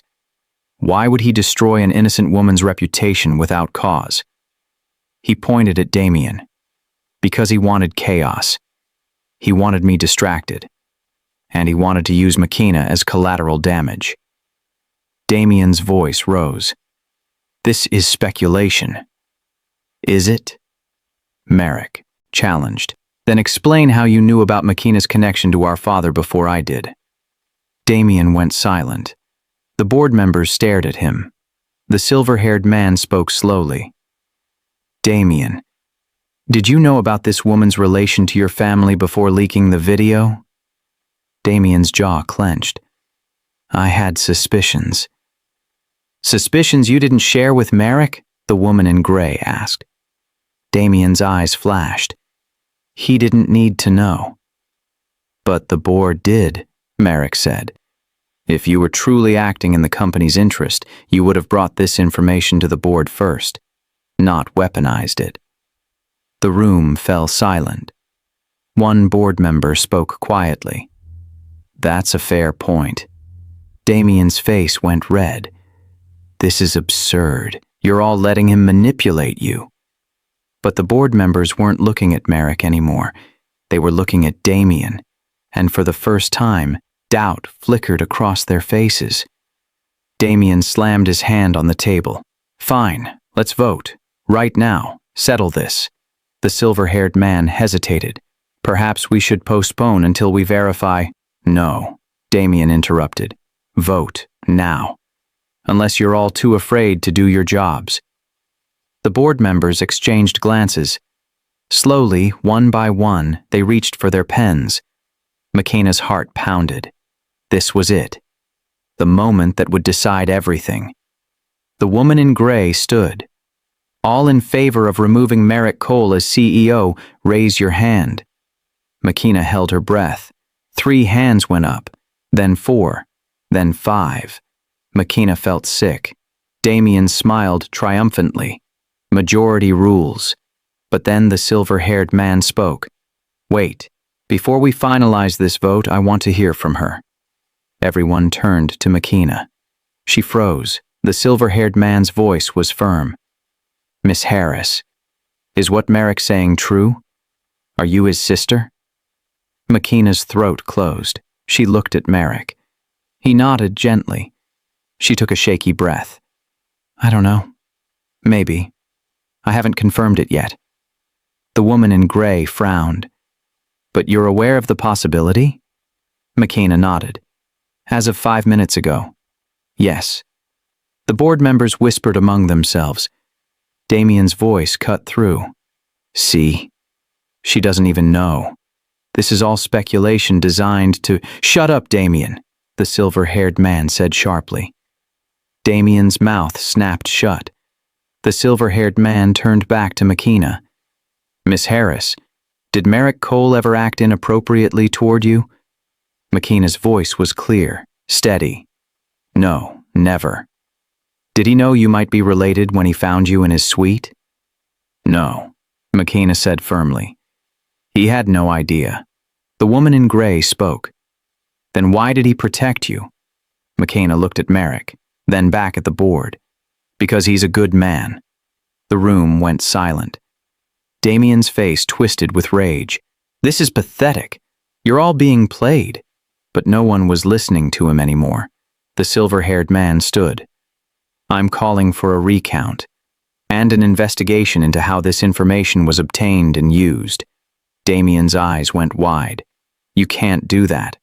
I just did, the silver-haired man said coldly. Meeting adjourned until further notice. The board members stood, filed out, leaving Damien standing alone at the head of the table. His face was pale, his hands shaking with fury. He turned to Merrick. This isn't over. Merrick's voice was ice. Yes, it is. Damien stepped closer. You think you've won? You think exposing our father's dirty secret saves you? Merrick met his gaze. I think the truth always wins eventually. Damien's smile turned cruel. Then you're more naive than I thought. He walked toward the door, paused beside Makina. Enjoy your victory, sister, he hissed, because I'm about to make sure you regret ever being born. Then he was gone. Makina stood there, trembling, exhausted, confused. Merrick walked over. You okay? Makina looked at him and laughed, a hollow, broken sound. Am I okay? I just found out I might be your sister. I just stood in front of a boardroom full of billionaires, and your brother just threatened my life. She shook her head. No, Merrick. I'm not okay. Merrick's expression was pained. I'm sorry. For all of this. Makina's voice cracked. Me too. They stood in silence, the weight of everything crushing down on them. Then Merrick's phone buzzed. He looked at it. His face went white. What? Makina whispered. What now? Merrick's voice was barely audible. DNA results just came in. Official ones. Makina's heart stopped. And? Merrick looked up, met her eyes, and said the words that changed everything. You're not my sister. Makina couldn't breathe. Not your sister? She whispered.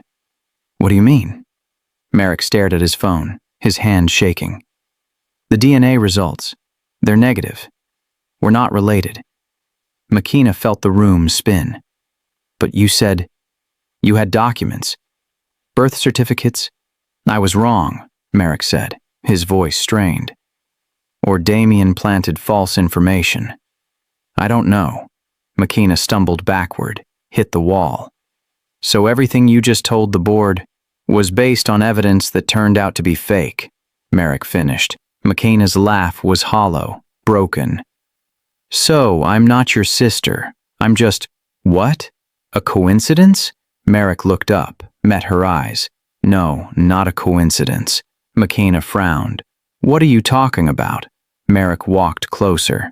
The DNA says you're not my sister, but there's still a connection. What connection? Merrick's voice dropped. You look exactly like her. Makina's breath caught. Like who? Merrick's expression was pained. The woman my father loved, the one he left my mother for, the one who destroyed our family. Makina shook her head. I don't understand. Merrick pulled up a photo on his phone, showed it to Makina. A young black woman stared back, beautiful, smiling, and eerily familiar. Makina's heart stopped. That's Sarah Harris, Merrick said quietly. Your mother. Makina grabbed the phone, stared at the photo. Where did you get this? My father's private files, Merrick said. Photos he kept hidden for decades. Makina's hands trembled. My mother knew your father? Merrick nodded. More than knew. They were in love. Makina felt tears sting her eyes. She never told me.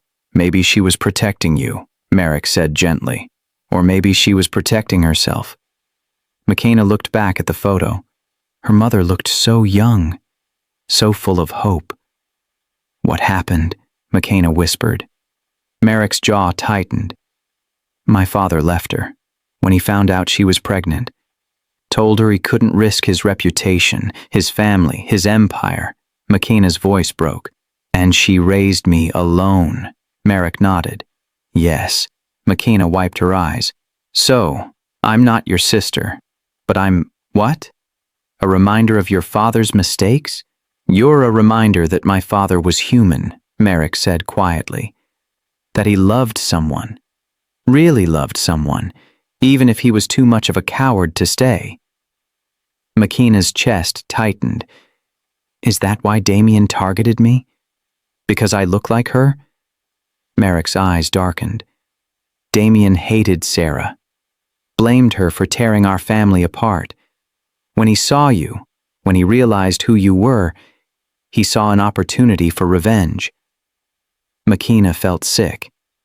Revenge for something that happened before I was born? That's how hate works, Merrick said. It doesn't care about logic. It just destroys. Makina sank to the floor. My entire life is because of your father. My mother's struggles. My father's death, the debt, all of it. Merrick knelt beside her. I'm sorry. I'm so sorry. Makina looked at him. Why are you apologizing? You didn't do this. But my family did, Merrick said, and I can't undo that. They sat in silence, the weight of decades of secrets crushing down on them. Then Makina spoke, her voice barely audible. The DNA test. It said I'm not your sister, but it didn't say I'm not related at all. Did it? Merrick went still. Makina's eyes widened. Merrick, what aren't you telling me? Merrick's jaw clenched.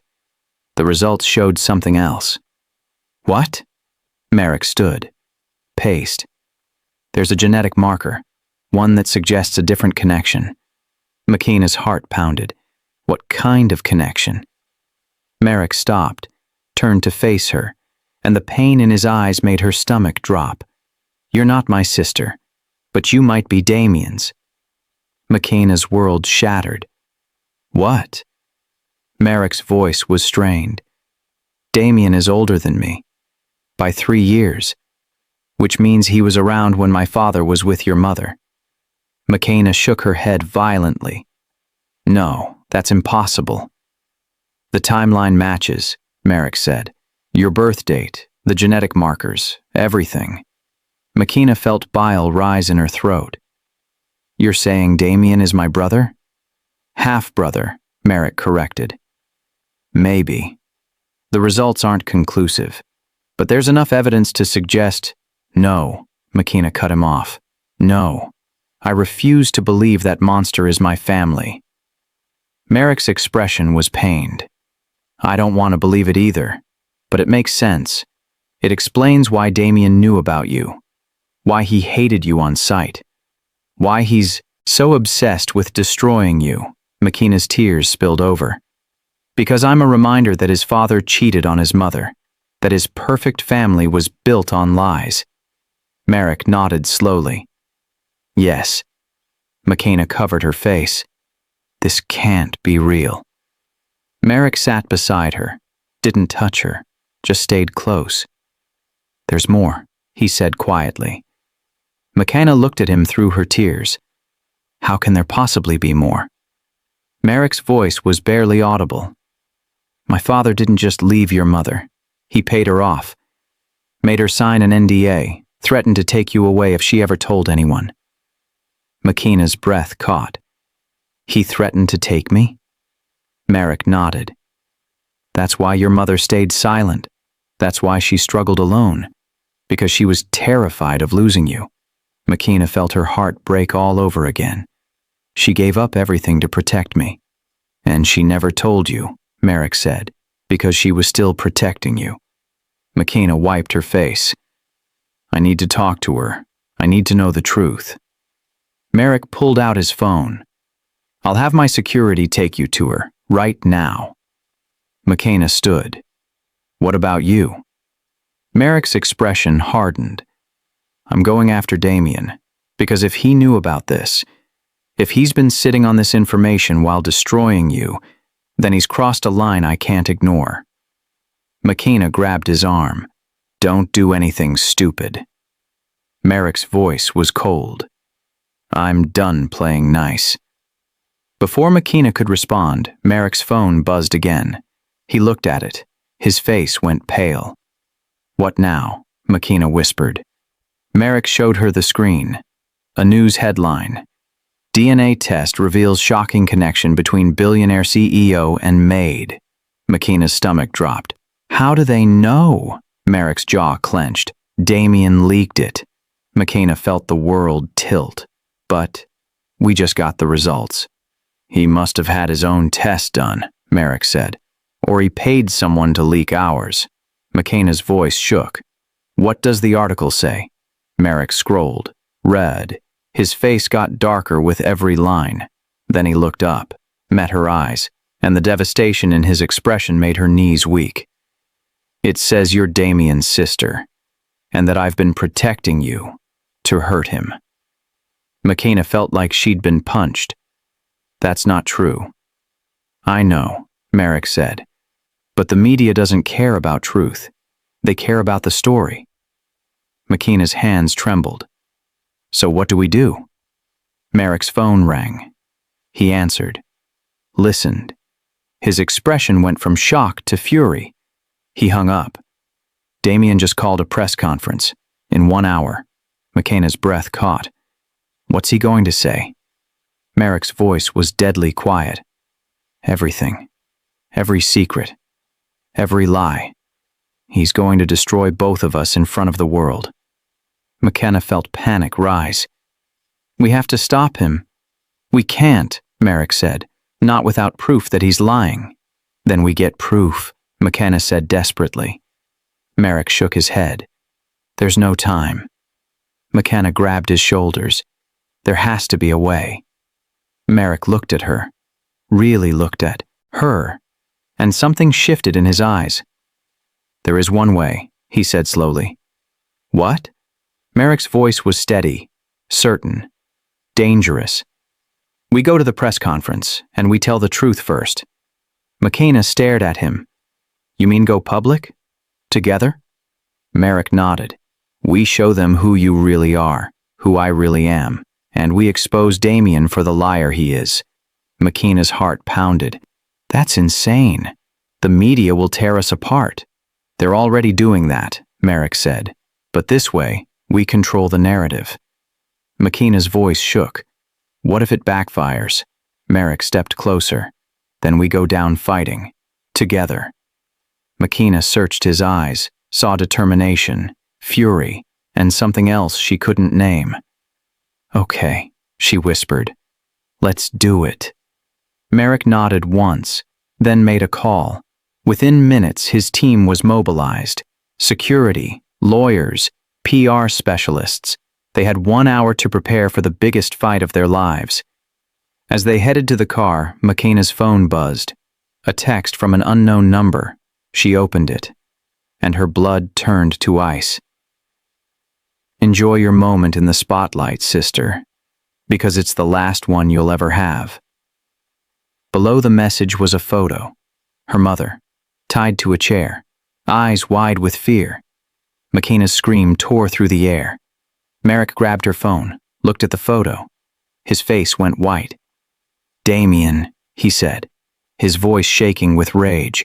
McKenna couldn't breathe, couldn't think. "He has my mother. He has my mother." Merrick's jaw clenched. He made a call, barked orders, hung up. Then he looked at McKenna, and the fury in his eyes was terrifying. "We're not going to the press conference," he said coldly. "What?" McKenna whispered. Merrick's voice was deadly calm. "We're going to war." The car tore through the city streets. Sirens wailed. Merrick's security team flanked them on all sides. McKenna stared at her phone, at the photo of her mother, tied, terrified, helpless. "He's going to kill her," McKenna whispered. "He's going to kill her because of me." Merrick's voice was steel. "No. He's using her to control you. There's a difference." McKenna's hands shook. "What difference?" "She's still in danger." Merrick made another call, spoke in rapid commands. Location, tactical team, extraction plan. McKenna couldn't hear the words, could only see her mother's face, the fear in her eyes. Merrick hung up, turned to her. "We'll get her back." "How?" McKenna's voice cracked. "We don't even know where she is." Merrick's jaw tightened. "Damien's predictable. He'll keep her somewhere he controls, somewhere with cameras, somewhere he can watch." McKenna's breath came in short gasps. "The hotel. He'll keep her at the hotel." Merrick nodded. "That's my guess." "Then let's go." McKenna reached for the door handle. Merrick grabbed her wrist. "Not like this. We go in smart. Strategic. Or we both die." McKenna's tears spilled over. I can't lose her. She's all I have. Merrick's voice softened. You won't. I promise. McKenna wanted to believe him, but promises felt hollow when her mother's life hung in the balance. The car pulled up to a warehouse, Merrick's secondary headquarters. Hidden, secure, unknown to Damien. Inside, a team was already assembled, ex-military, silent, deadly. Merrick walked to a table covered in blueprints, the Silver Crest Hotel, every floor, every room, every exit. Damien owns the penthouse suite, Merrick said. Top floor, private elevator, maximum security. One of the team members spoke. How do we breach without alerting him? Merrick pointed to a service entrance. We go through the kitchen. Staff access, no cameras. Another team member frowned. What about guards? Leave them to me, Merrick said coldly. McKenna stepped forward. I'm coming with you. Merrick shook his head. No, too dangerous. She's my mother, McKenna said fiercely. I'm not staying behind. Merrick's expression was pained. If something happens to you, then it happens, McKenna interrupted, but I'm not hiding while you risk your life for my family. Merrick searched her eyes, saw determination he couldn't break. Fine, he said, but you stay behind me. Always. McKenna nodded. The team geared up. Bulletproof vests, weapons, communication devices. Someone handed McKenna a vest. She put it on, felt the weight of it, the reality of what they were about to do. Merrick checked his weapon, loaded, ready, then looked at her. Last chance to change your mind. McKenna's voice was steady. I'm not changing my mind. Merrick nodded once, then turned to his team. Let's move. They piled into unmarked vehicles, drove in silence. The city blurred past. McKenna's mind raced. What if they were too late? What if Damien had already hurt her mother? What if this was all a trap? Merrick's voice broke through her thoughts. McKenna. She looked at him. Whatever happens in there, stay close to me. Trust me. And don't hesitate. McKenna swallowed hard. Okay. The vehicle stopped 3 blocks from the hotel. The team exited, moved through shadows. Professionals. McKenna followed Merrick. Her heart pounded so loud she thought everyone could hear it. They reached the service entrance. Merrick's tech specialist disabled the lock. The door opened silently. Inside, the kitchen was empty. Late night. Skeleton crew. Perfect. They moved through hallways, up stairwells, avoiding cameras, avoiding staff. Finally, they reached the penthouse level. Merrick held up a fist. Everyone stopped. He pointed to 2 guards outside the penthouse door. Armed. Alert. Merrick gestured to 2 team members. They moved silently. Efficiently. The guards dropped without a sound. Merrick approached the door. Listened. Then looked at his tech specialist. Can you open it without triggering alarms? The specialist worked. 30 seconds. The door clicked open. Merrick entered first, weapon raised. McKenna followed. The penthouse was dark, quiet, too quiet. They moved through the living room, the kitchen, the bedrooms. Empty. McKenna's panic. Rose, she's not here. Merrick, she's not here. Merrick's jaw clenched. Damien knew we'd come. Then a voice echoed through hidden speakers. Damien's voice. Hello, brother. Enjoying the hunt? Merrick's eyes scanned the room. Where is she, Damien? Damien's laugh was cruel. Somewhere safe, for now. McKenna's voice shook. Let her go. She has nothing to do with this. Oh, but she has everything to do with this, Damien said smoothly. She's the reason your mother kept quiet all these years, the reason my father's dirty secret stayed buried. McKenna's breath caught. What are you talking about? Damien's voice turned cold. My father didn't just abandon your mother, McKenna. He threatened her. Told her if she ever spoke about their relationship, he'd take you away. Raise you as a coal. Erase her from your life completely. McKenna felt her legs weaken. No, that's not true. It is, Damien said. I was there. I heard him make the threat. Watched her beg. Watched him walk away. McKenna's tears spilled over. You were just a child. I was old enough to understand betrayal, Damien said. Old enough to hate the woman who destroyed my family. And old enough to hate the child she bore? McKenna's voice broke. I didn't ask to be born. No, Damien agreed. But you were. And your existence is a reminder of everything my father took from me. The perfect family. The legacy. The respect. Merrick stepped forward. This isn't about McKenna, it's about you and me. Wrong, Damien said. It's about all of us, you, me, her. We're all products of our father's choices, his lies, his selfishness. He paused, and now it's time to pay for his sins. A screen flickered on, showed McKenna's mother, still tied, but now a figure stood behind her, face obscured. McKenna's scream tore through the air. Mom! Her mother's eyes were wide, terrified, trying to speak through the gag. Damien's voice continued. Here's how this ends. You have two choices, Merrick. You can save McKenna's mother, or you can save your company. Merrick's face went dark. What are you talking about?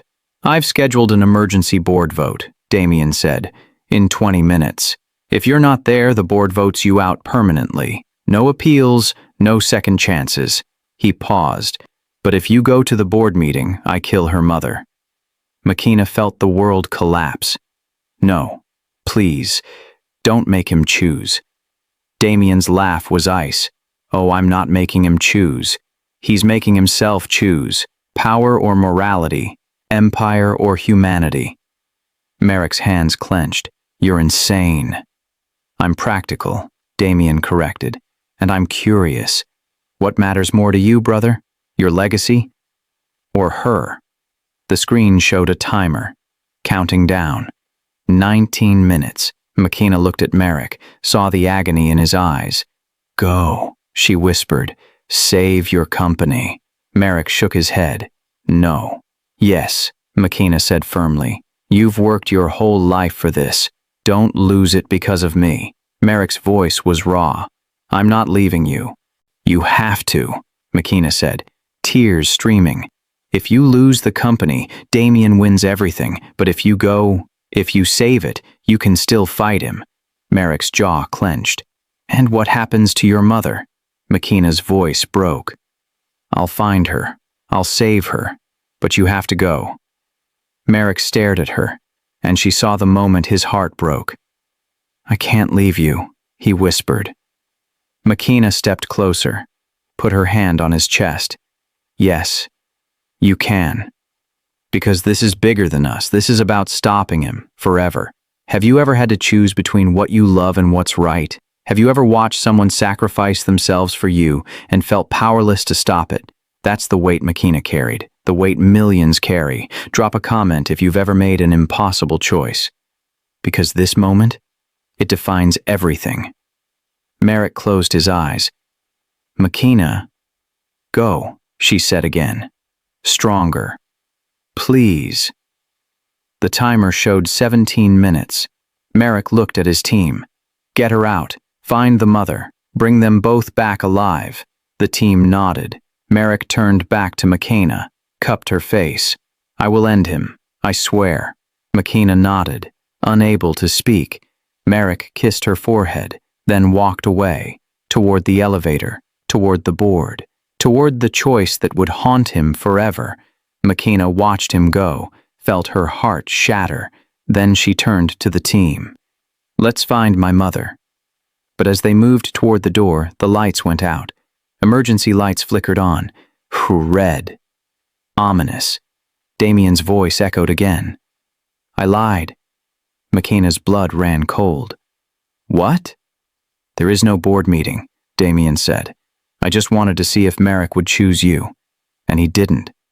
McKenna felt her chest cave in. Where is my mother? Damien's laugh was cruel. Oh, she's here, right where you're standing. The floor beneath McKenna exploded. She fell, down, down, down, into darkness, and the last thing she heard was Damien's voice. "Welcome to hell, sister."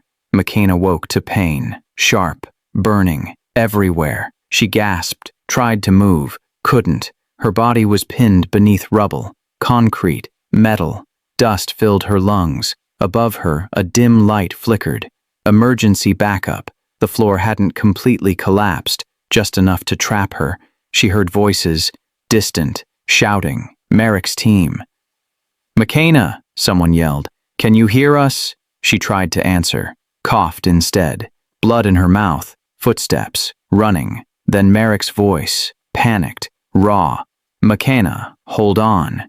She wanted to tell him she was okay, but she wasn't. Nothing was okay. "We need equipment," someone shouted. "This structure's unstable." "I don't care," Merrick's voice roared. "Get her out, now." McKenna heard metal scraping, concrete shifting, hands digging through debris. Then Merrick's face appeared above her, covered in dust, eyes wild with fear. "I've got you," he said, his voice shaking. "I've got you." He pulled away, rubble, piece by piece, his hands bleeding. He didn't stop. Finally, he reached her, pulled her, free. Lifted her into his arms. McKenna's head fell against his chest.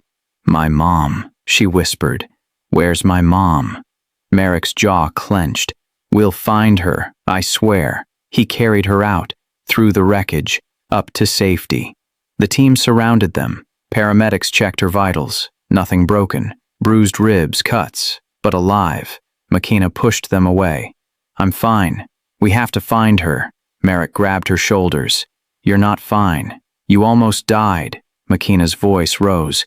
"Because of your brother, because of your family, because I was stupid enough to get involved in this mess." Merrick flinched. "McKenna, no." She cut him off. "I'm done. I'm done with you. Done with Damien. Done with all of it." Merrick's expression crumbled. "You don't mean that." "Yes, I do," McKenna said, tears streaming. "I just wanted to survive. I just wanted to work, to pay off my debt, to take care of my family." Her voice broke. "But you and your brother turned my life into a war zone. And now my mother's missing because of it." Merrick's hands dropped. "I never meant for any of this." "I know," McKenna interrupted. "But it happened anyway. And I can't keep paying for your father's mistakes." She stepped back. "I don't care who I'm related to. I don't care about DNA tests or family secrets. I just want my mother back, and then I want to disappear." Merrick's voice was desperate. "Don't do this. Don't shut me out." McKenna looked at him, really looked at him, and felt her heart break all over again. "I have to," she whispered, "because staying near you will only get me killed." Before Merrick could respond, his phone rang. He answered, listened. His face went pale. "What?" McKenna asked. "What now?" Merrick hung up. "Damien's at the hospital." McKenna frowned. "Why?"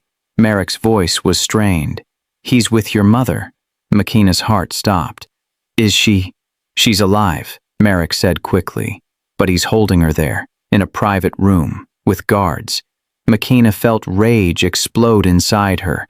"Then let's go get her." Merrick shook his head. "It's a trap. He wants you to come." "I don't care," McKenna said fiercely. "She's my mother." Merrick grabbed her arm. "And you're no good to her dead." McKenna ripped free. "Then what do you suggest? We just leave her there?" Merrick's jaw clenched. "No, we go. But we go smart." McKenna stared at him. "I don't trust you anymore." Merrick's expression was pained. "I know, but right now, I'm all you have." McKenna wanted to argue, but he was right. She had no one else, no resources, no plan. "Fine," she said coldly. "But after this, we're done." Merrick nodded. After this, they drove to the hospital in tense silence. McKenna's mind raced. What was Damien's plan? Why take her mother there? They pulled up to a side entrance. Merrick's team was already in position, strategic, Quiet. Merrick turned to McKenna. Stay behind me. Always. McKenna didn't respond, just followed him inside. They moved through hallways, up elevators, avoiding security, cameras. Finally, they reached the private wing. 2 guards stood outside a room, different from before. Professional, military trained. Merrick's team moved to neutralize them, but before they could, the door opened. Damien stepped out, smiling. Right on time, he said smoothly. Merrick's hand went to his weapon. Let her go, Damien. Damien's smile widened. Oh, I will. After we have a little chat. He gestured to the room. Come in. Both of you. McKenna didn't wait. She pushed past Damien, into the room. Her mother sat in a hospital bed, unharmed, awake, but her eyes were filled with something McKenna had never seen before. Guilt. Mom, McKenna whispered. Are you okay? Her mother's voice shook. I'm so sorry, baby, I'm so sorry. McKenna frowned. Sorry for what? Damien stepped into the room. For lying to you, for 25 years. McKenna turned to him. What are you talking about? Damien pulled out an envelope. DNA results, official, conclusive. He held it out. Want to know the truth? The real truth? McKenna's hands trembled. What truth? Damien's smile was cruel. The truth about who your father really was. McKenna looked at her mother. Mom? Her mother's tears spilled over. I wanted to tell you. So many times. But I was scared. Tell me what? McKenna's voice rose. What are you talking about? Her mother's voice broke.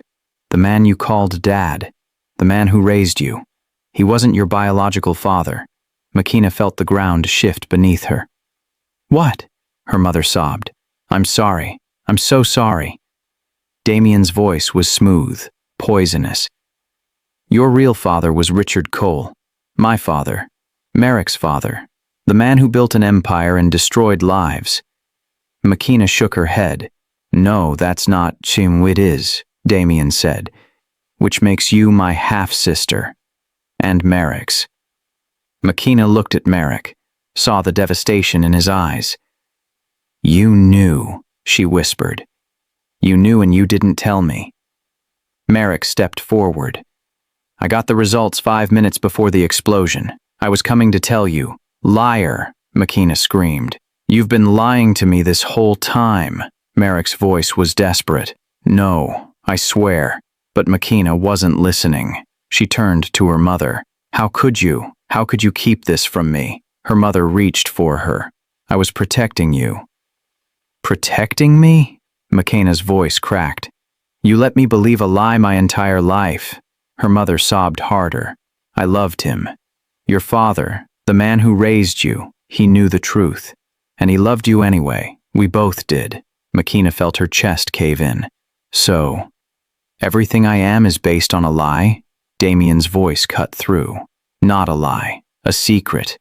One my father paid your mother to keep. McKenna turned to him. What? Damien pulled out more documents. Payments. Monthly. For 25 years. Hush money. He threw them on the bed. Your mother was bought, and you were the price. McKenna looked at the papers, saw the numbers, the dates, the signatures. Her mother's voice was broken. He threatened to take you. Said he'd prove I was unfit, that you'd be better off with him. She looked at McKenna with desperation. I couldn't lose you. So I took the money, and I stayed silent. McKenna felt her world shatter. So I'm a Cole. A real Cole. Damien's smile was triumphant. Congratulations, sister. Welcome to the family. McKenna looked between them. Damien, Merrick, her mother. All liars. All keepers of secrets that destroyed her. I don't want this, McKenna whispered. I don't want any of this. Merrick stepped forward. McKenna. Don't, she said coldly.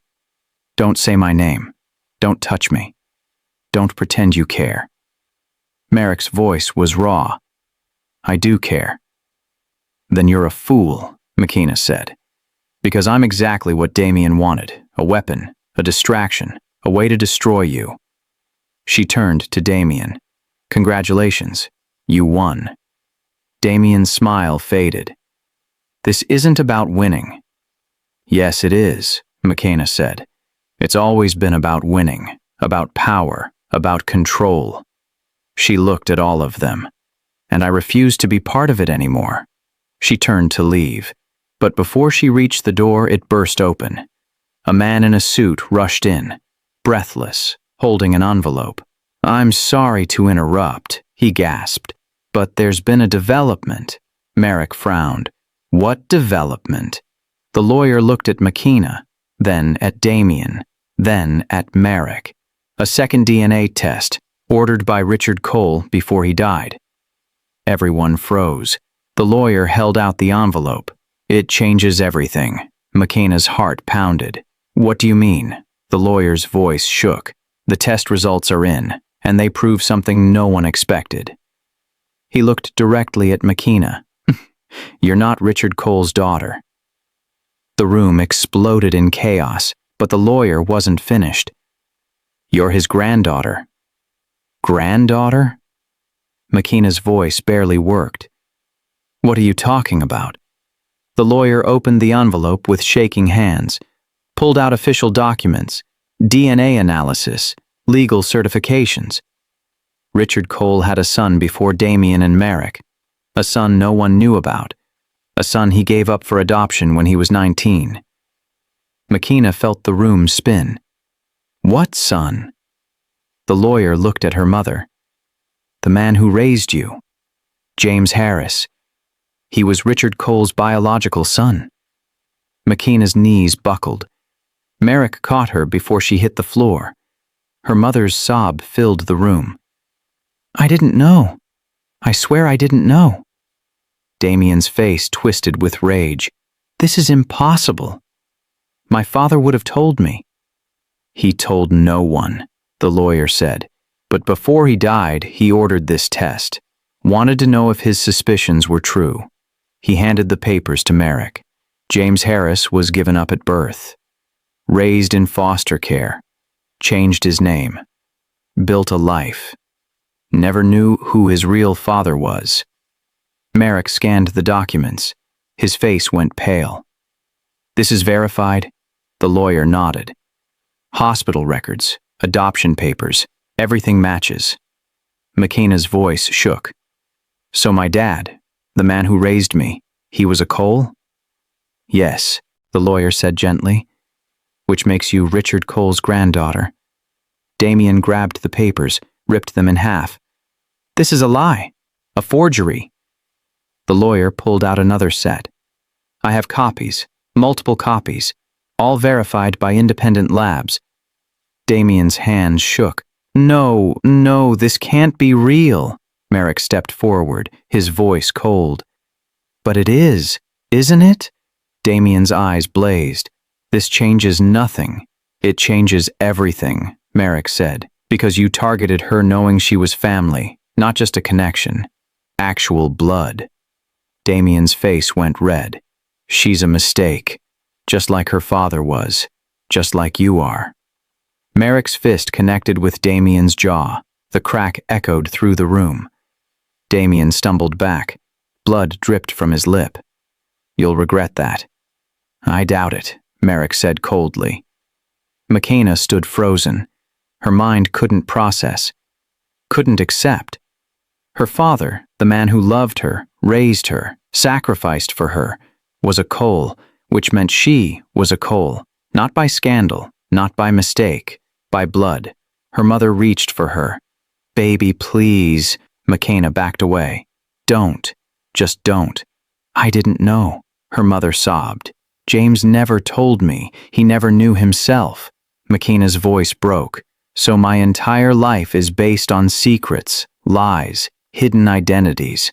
Your life is based on love, her mother said desperately. James loved you. I love you. That's what matters. Is it? McKenna whispered. Because right now I don't even know who I am. How does it feel when everything you believed about yourself turns out to be wrong? When your name, your history, your identity, all of it shifts in a single moment? That's what McKenna felt. And millions of people carry that weight every day, discovering truths that rewrite their past. If you've ever questioned who you really are, drop a comment. Because identity isn't just a name. It's everything. Merrick stepped closer. McKenna, look at me. She looked up, met his eyes. You're still you, he said quietly. DNA doesn't change who you are. It doesn't change what you've survived, what you've accomplished. McKenna's tears spilled over. But it changes us, doesn't it? Merrick's jaw tightened. What do you mean? McKenna's voice shook. We're family, not step-siblings, not connected by scandal. Actual family. She backed away. Which means everything I felt, everything I thought, it's all wrong. Merrick's expression cracked. McKenna, you knew, she whispered. You've known for how long? Merrick hesitated. I suspected, but I didn't have proof until today.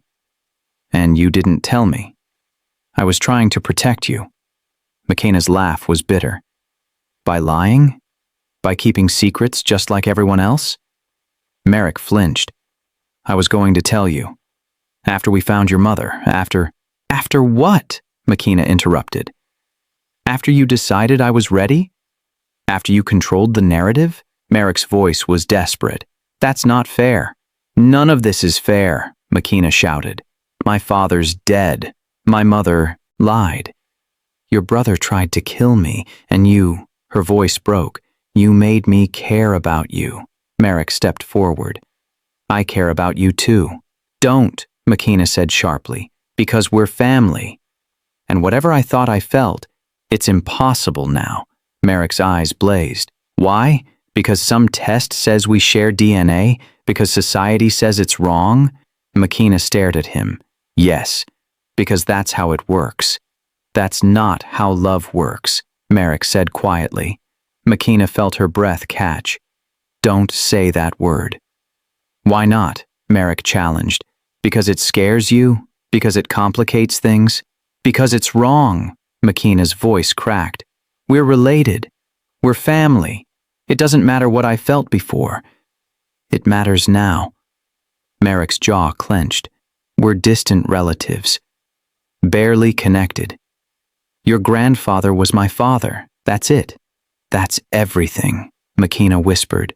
Damien's laugh cut through. How touching. The forbidden romance.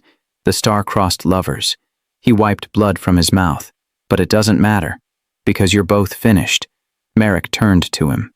What are you talking about? Damien pulled out his phone. While you two were having your moment, I made a call. He showed them the screen. A news alert. Breaking.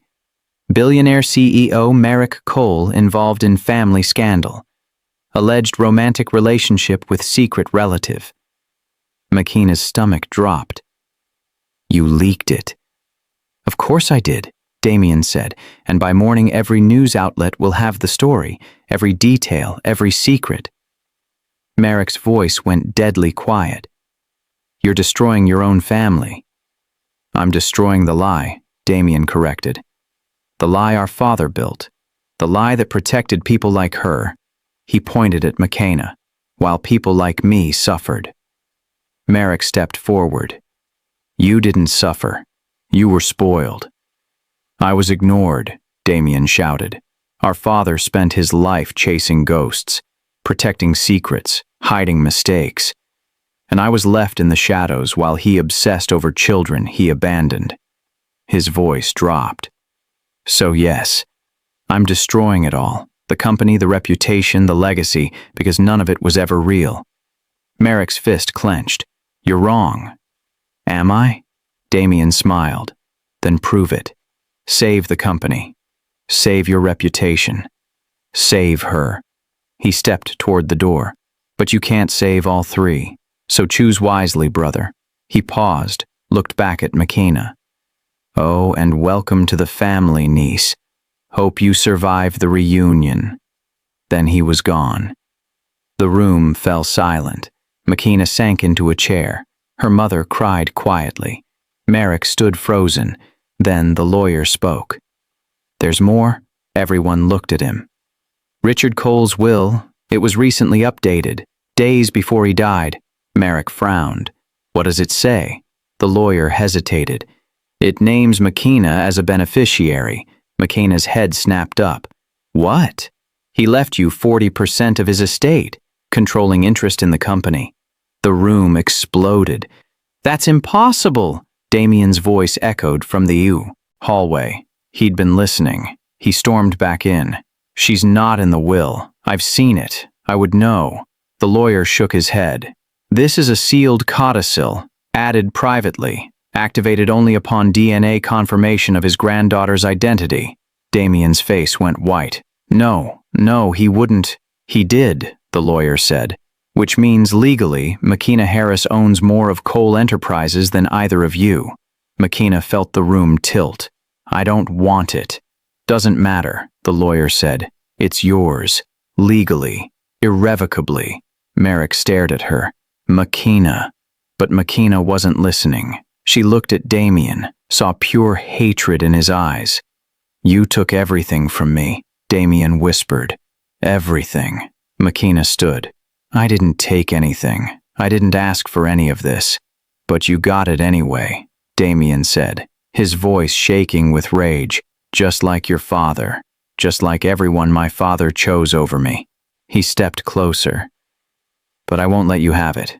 I won't let you destroy everything I've built." Merrick moved between them. "You need to leave. Now." Damien's smile was cold, broken. "Oh, I'm leaving, but not before I make one thing clear." He looked at McKenna. "If you try to claim that inheritance, I will destroy you, your mother, your brother, everyone you've ever cared about." McKenna's voice was steady. "You've already tried that." "And I'll try again," Damien said. "Only this time I won't fail." Merrick's hand went to his weapon. "Get out." Damien backed toward the door. "This isn't over. Not by a long shot." He looked at McKenna one last time. "You think you've won? You think being a Cole means something?" He smiled. "It means you're exactly like us. Broken, cursed, doomed to destroy everything you touch." Then he was gone. McKenna stood there, trembling, exhausted, overwhelmed. Merrick reached for her hand. She didn't pull away this time. "What do I do?" she whispered. "What am I supposed to do?" Merrick's voice was gentle. "Whatever you want. It's your choice now." McKenna looked at him, and for the first time, she saw something she'd never seen before. Not a billionaire, not a brother, not family, just a man who looked at her like she mattered, and that terrified her more than anything Damien could ever do. Because what did that make everything she felt when Merrick looked at her? What did it mean when your heart refused to listen to logic? When love existed in a space where it shouldn't? McKenna pulled her hand away. "I need time. To think. To process." Merrick nodded. "Take all the time you need." McKenna turned to her mother. "We're leaving. Tonight." Her mother stood. "Where are we going?" McKenna's voice was hollow. "Anywhere but here." She walked toward the door. Merrick followed. "McKenna," he said softly, "whatever you decide, I'll support you." She stopped, didn't turn around. "Even if I choose to walk away? Forever?" Merrick's silence was answer enough. McKenna closed her eyes. "Then let me go." She walked out, into the hallway, into the unknown. Behind her, Merrick stood alone. And for the first time in his life, he understood what it felt like to lose something that mattered more than power.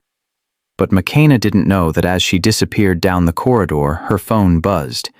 A message from an unknown number. She opened it, and her blood turned to ice. A single sentence. "He's not the only one who wants you dead." Below it, a photo of her little brother, tied, gagged, terror in his eyes. McKenna's scream echoed through the hospital. Merrick's security team swarmed the hospital within minutes, but they were too late. McKenna's brother was gone, taken, vanished without a trace. McKenna stood frozen, staring at her phone, at the photo that ripped her world apart. Merrick grabbed her shoulders. "We'll find him. I promise, we'll find him." McKenna's voice was hollow. "You can't promise that." "Yes, I can," Merrick said fiercely. "I have resources, people, technology. We will find him." McKenna looked up, met his eyes. "Why do you care so much?" Merrick's jaw tightened. "Because you care, and that's enough." McKenna shook her head. "No, it's not. You don't owe me anything. You don't have to save me." "I'm not trying to save you," Merrick said quietly. "I'm trying to stand with you." McKenna's tears spilled over. "I don't know where I belong anymore. I don't know who I am. I don't know anything." Merrick stepped closer. "You're McKenna. That's who you are. The woman who fought to survive, who protected her family, who refused to break." McKenna's voice cracked. "But I am breaking. Right now. In front of you." Merrick's hands cupped her face gently. "Then break, but don't do it alone." McKenna wanted to pull away, wanted to run, but she was so tired of running. She leaned into his touch, just for a moment, just to feel something other than terror. Then her phone rang. Unknown number. She answered. "Hello?" A distorted voice spoke. "You have 24 hours. McKenna's blood ran cold. 24 hours for what? "To give up your inheritance. Sign it over to Damien Cole, or your brother dies." McKenna's knees weakened. "Please, he's just a kid. He has nothing to do with this." "He has everything to do with this," the voice said. "He's leverage, and you're going to use it wisely." The line went dead. McKenna stared at the phone, then looked at Merrick. "They want the inheritance." Merrick's face went dark. "Who?" "I don't know, but they have my brother, and they'll kill him if I don't sign over everything to Damien." Merrick pulled out his phone, started making calls, tracing, tracking, mobilizing. McKenna sank to the floor. "This is my fault. All of it." "No," Merrick said firmly. "This is Damien's fault, and whoever's working with him." McKenna looked up. "You think Damien took my brother?" "I think Damien's desperate," Merrick said, "and desperate men do terrible things." McKenna's mother rushed over. "What happened? Where's Marcus?" McKenna's voice broke. "He's been taken. Someone wants me to give up the inheritance or they'll kill him." Her mother's scream tore through the hospital. Security surrounded them, moved them to a private room, protected them from cameras, from questions, from the world closing in. Merrick's tech team worked frantically, tracing the call, analyzing the photo, searching for any clue. Hours passed, no leads, no answers, just silence. McKenna sat in the corner, numb, broken, lost. Merrick sat beside her, didn't speak, just stayed close. Finally, McKenna whispered, "You should go." Merrick frowned. "What?" "You should leave," McKenna said, "before I destroy you completely." Merrick's voice was steady. "I'm not leaving." "You have to," McKenna said, "because everyone around me gets hurt. My father, my mother, my brother. Now you." She looked at him. "You're the last person I should stand near." Merrick's expression was pained. "Don't say that." "It's true," McKenna said. "Damien's right. I'm cursed. Everyone I love suffers." Merrick grabbed her hand. "Then I'll suffer. But I won't leave." Before McKenna could respond, the door burst open. Damien walked in, flanked by lawyers, security, power. Merrick stood. "Get out." Damien smiled. "I'm afraid I can't do that. I have news." McKenna stood slowly. "Where's my brother?" Damien's expression was cold. "I have no idea what you're talking about." "Liar," McKenna hissed. "You took him." Damien shrugged. "Prove it." Merrick stepped forward. "What do you want, Damien?" Damien's smile widened. "Justice. For once in my life, I want justice." He pulled out documents. The board held an emergency vote. One you missed, Merrick, because you were too busy playing hero. Merrick's jaw clenched. What vote? Damien's eyes gleamed with triumph. A vote of no confidence, based on your compromised judgment, your emotional instability, your inability to separate personal feelings from business decisions. He held out the documents. It was unanimous.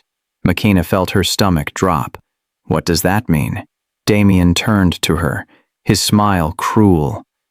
It means Merrick Cole is no longer CEO of Cole Enterprises. The room went silent. Merrick's face went pale. You can't do that. I already did, Damien said smoothly. Effective immediately. You're out. I'm in. Makina's voice shook. This is my fault. Damien turned to her. Yes, it is. You destroyed him, just like I knew you would. Merrick's hands clenched. This isn't over. Oh, but it is, Damien said. You lost your company. Your reputation. Everything you built. He stepped closer. And all because you cared about her more than you cared about power. Merrick's voice was cold. I'd make the same choice again. Damien's smile faded. Then you're a fool. He turned to leave, paused at the door. Oh, and Makina? About your brother? Makina's heart stopped. What about him? Damien's eyes were ice. Sign over the inheritance by midnight, or you'll never see him again. He walked out, leaving destruction in his wake. Makina collapsed. Merrick caught her. We'll fix this, Merrick said. All of it. But Makina shook her head. You can't fix this. No one can. Have you ever felt like you don't belong anywhere? Like every choice you make only brings pain to the people you love? That's where Makina stood, caught between saving her family and destroying the one person who saw her. Drop a comment if you've ever felt torn between impossible choices. Because this moment, it's about to define everything. Merrick's phone buzzed. He looked at it. His face went white. What? Makina whispered. What now? Merrick showed her the screen. A video. Live streaming. Her brother, tied to a chair, in a dark room. A countdown timer above his head. 12 hours. And below the video, a message. Time's running out, Makina. Choose wisely. Your brother's life. Or your legacy. Makina's scream shattered the silence, because she finally understood. Damien wasn't just trying to win. He was trying to make her suffer, and he was succeeding. Makina watched the timer count down. 11 hours, 59 minutes, 58 seconds. Her brother's life measured in digital numbers. I have to give it up, she whispered. The inheritance. All of it. Merrick shook his head. No. Yes, Makina said firmly. It's the only way to save him. Merrick grabbed her shoulders. Damien won't stop. Even if you give him everything, he'll find another way to hurt you. Makina's voice broke. Then what do I do? Let my brother die? Merrick's jaw clenched. We find him. Before the deadline. How? Makina's tears spilled over. We have less than 12 hours. No leads. No clues. Merrick pulled out his phone. Then we make Damien tell us. Makina stared at him. He'll never talk. Merrick's smile was cold. Dangerous. He will. When he realizes what he's about to lose. Makina frowned. What do you mean? Merrick made a call. Get me everything. Every account. Every asset. Every secret Damien's been hiding. I want it all. Now. He hung up. Looked at Makina. Damien thinks he won. But he forgot something. What? I built that company from nothing, Merrick said. I know every weakness, every vulnerability, every backdoor. Makina's breath caught. You're going to destroy him. No, Merrick said quietly. We're going to destroy him. Together. Makina shook her head. I can't. I've already cost you everything. You haven't cost me anything, Merrick said fiercely. Damien took it. And now we're taking it back. He reached for her hand. You're the key, Makina. You own 40% of the company, which means you have the power to override the board's decision. Makina's eyes widened. What? The inheritance isn't just money, Merrick explained. It's voting rights, control. Your grandfather knew what he was doing when he left it to you. Makina's mind raced. So I can reinstate you as CEO? Yes, Merrick said. If you claim the inheritance. If you fight. Makina pulled her hand away. But if I do that, my brother dies. Merrick stepped closer. Not if we save him first. Makina looked at the live stream, her brother's terrified face, the countdown. We don't have time. Then we make time, Merrick said, his voice steel. We find him. We save him. And then we take everything from Damien. Makina searched his eyes, saw determination, fury, and something else, something that scared her. Why are you doing this? She whispered. You lost your company because of me, your reputation, everything. Merrick's voice was raw, because some things matter more than power. Makina's breath caught. Like what? Merrick stepped closer. Like you. Makina felt her heart slam against her ribs. Merrick. I know, he interrupted. I know we're related. I know it's complicated. I know the world will judge us. He cupped her face. But I also know that when I look at you, I see someone worth fighting for, someone worth losing everything for. Makina's tears spilled over. You're insane. Probably, Merrick said. But I'm also right. Before Makina could respond, Merrick's phone rang. He answered, listened. His expression shifted from shock to fury. We've got a location, he said. Damien's holding your brother in an abandoned warehouse, 15 minutes from here. Makina's heart leaped. Then let's go. Merrick grabbed her arm. It's a trap. He wants us to come. I don't care, Makina said. My brother's there. Merrick nodded slowly. Then we go. But we go smart. Within minutes, they were in a car. Merrick's security team surrounding them, armed, ready. Makina stared out the window, her mind spinning. Everything was falling apart. But somehow, sitting next to Merrick, she felt less alone. What happens after this? She asked quietly. Merrick glanced at her. What do you mean? After we save my brother, after we take down Damien, what happens to us? Merrick's jaw tightened. I don't know. Makina's voice was barely audible. Do you wish you'd never met me? Merrick was silent for a long moment. Then he reached over, took her hand. No, he said. Not for a second. Makina felt something crack open inside her chest. Even though I destroyed your life? You didn't destroy it, Merrick said. You changed it. There's a difference. The car pulled up to the warehouse. Dark. Abandoned. Silent.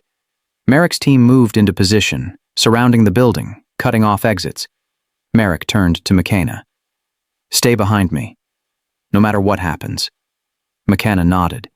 They entered the warehouse, guns drawn, hearts pounding. Inside, the space was massive, empty, except for a single chair in the center. Makina's brother, still tied, still alive. Makina started running. Marcus! Merrick grabbed her. Wait, something's wrong. But it was too late. The doors slammed shut. Lights flooded the space, and Damien's voice echoed from speakers hidden in the walls. Welcome to the endgame.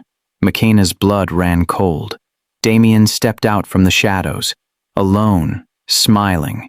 You came, he said. I knew you would. Merrick raised his weapon. Let the boy go. Oh, I will, Damien said. After Makina signs over the inheritance. Makina stepped forward. Fine, I'll sign. Just let him go. Damien's smile widened. I'm afraid it's not that simple anymore. He pulled out a detonator. See, I've rigged this building with explosives, enough to bring the whole thing down. Makina's knees weakened. You're bluffing. Am I? Damien pressed a button. A small explosion rocked the corner of the warehouse. Debris rained down. Merrick's voice was deadly calm. What do you want? Damien's eyes gleamed. I want her to choose the inheritance or her brother's life. McKenna's voice shook. I already chose. Take the inheritance. Just let him go. Not good enough, Damien said. I want you to sign it over. Here, now, in front of Merrick, so he can watch you give up everything. McKenna looked at Merrick, saw the pain in his eyes. Do it, Merrick said quietly. Save your brother. McKenna's tears fell. But you'll lose everything. Merrick's voice was firm. I already told you. Some things matter more. McKenna turned to Damien. Give me the papers. Damien handed her documents. A pen. She signed, her hands shaking. There, she said. It's done. Now let him go. Damien smiled. Of course. He pressed another button. The ropes around Marcus fell away. The boy ran to McKenna, collapsed in her arms. Now leave, Damien said. Both of you.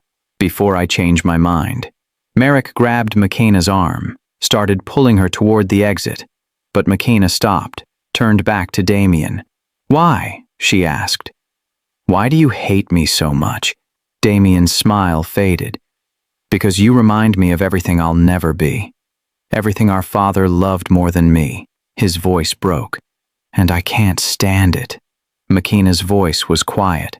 I'm sorry for everything you suffered, but destroying me won't fix you. Damien's laugh was hollow. Maybe not, but it'll make me feel better. Merrick pulled McKenna away. They ran, out of the warehouse, into the night. Behind them, an explosion rocked the building. Fire, smoke, destruction. McKenna turned back. Damien! But the warehouse was collapsing. No sign of him. Merrick held her. He's gone. McKenna's tears fell. For Damien, for herself, for everything they'd lost. When the truth matters, do you stand up? Or do you stay silent? McKenna chose to stand, even when it cost everything. Drop a comment if you've ever fought for what's right, even when the world told you to give up. Because that's what heroes do. They fight, even when they're terrified. Days later, the smoke cleared. Damien's body was never found. The inheritance was void. The company restructured, and McKenna stood in front of Cole Enterprises, Merrick beside her. What now? She asked. Merrick took her hand. Now we rebuild. Together. McKenna looked at him, at the man who'd lost everything for her, and she realized something terrifying. She didn't know if the man holding her hand wanted justice, or something far more dangerous, but as she looked into his eyes, she realized one final truth. She didn't care, because some risks were worth taking, even if they destroyed you. The end. Or is it?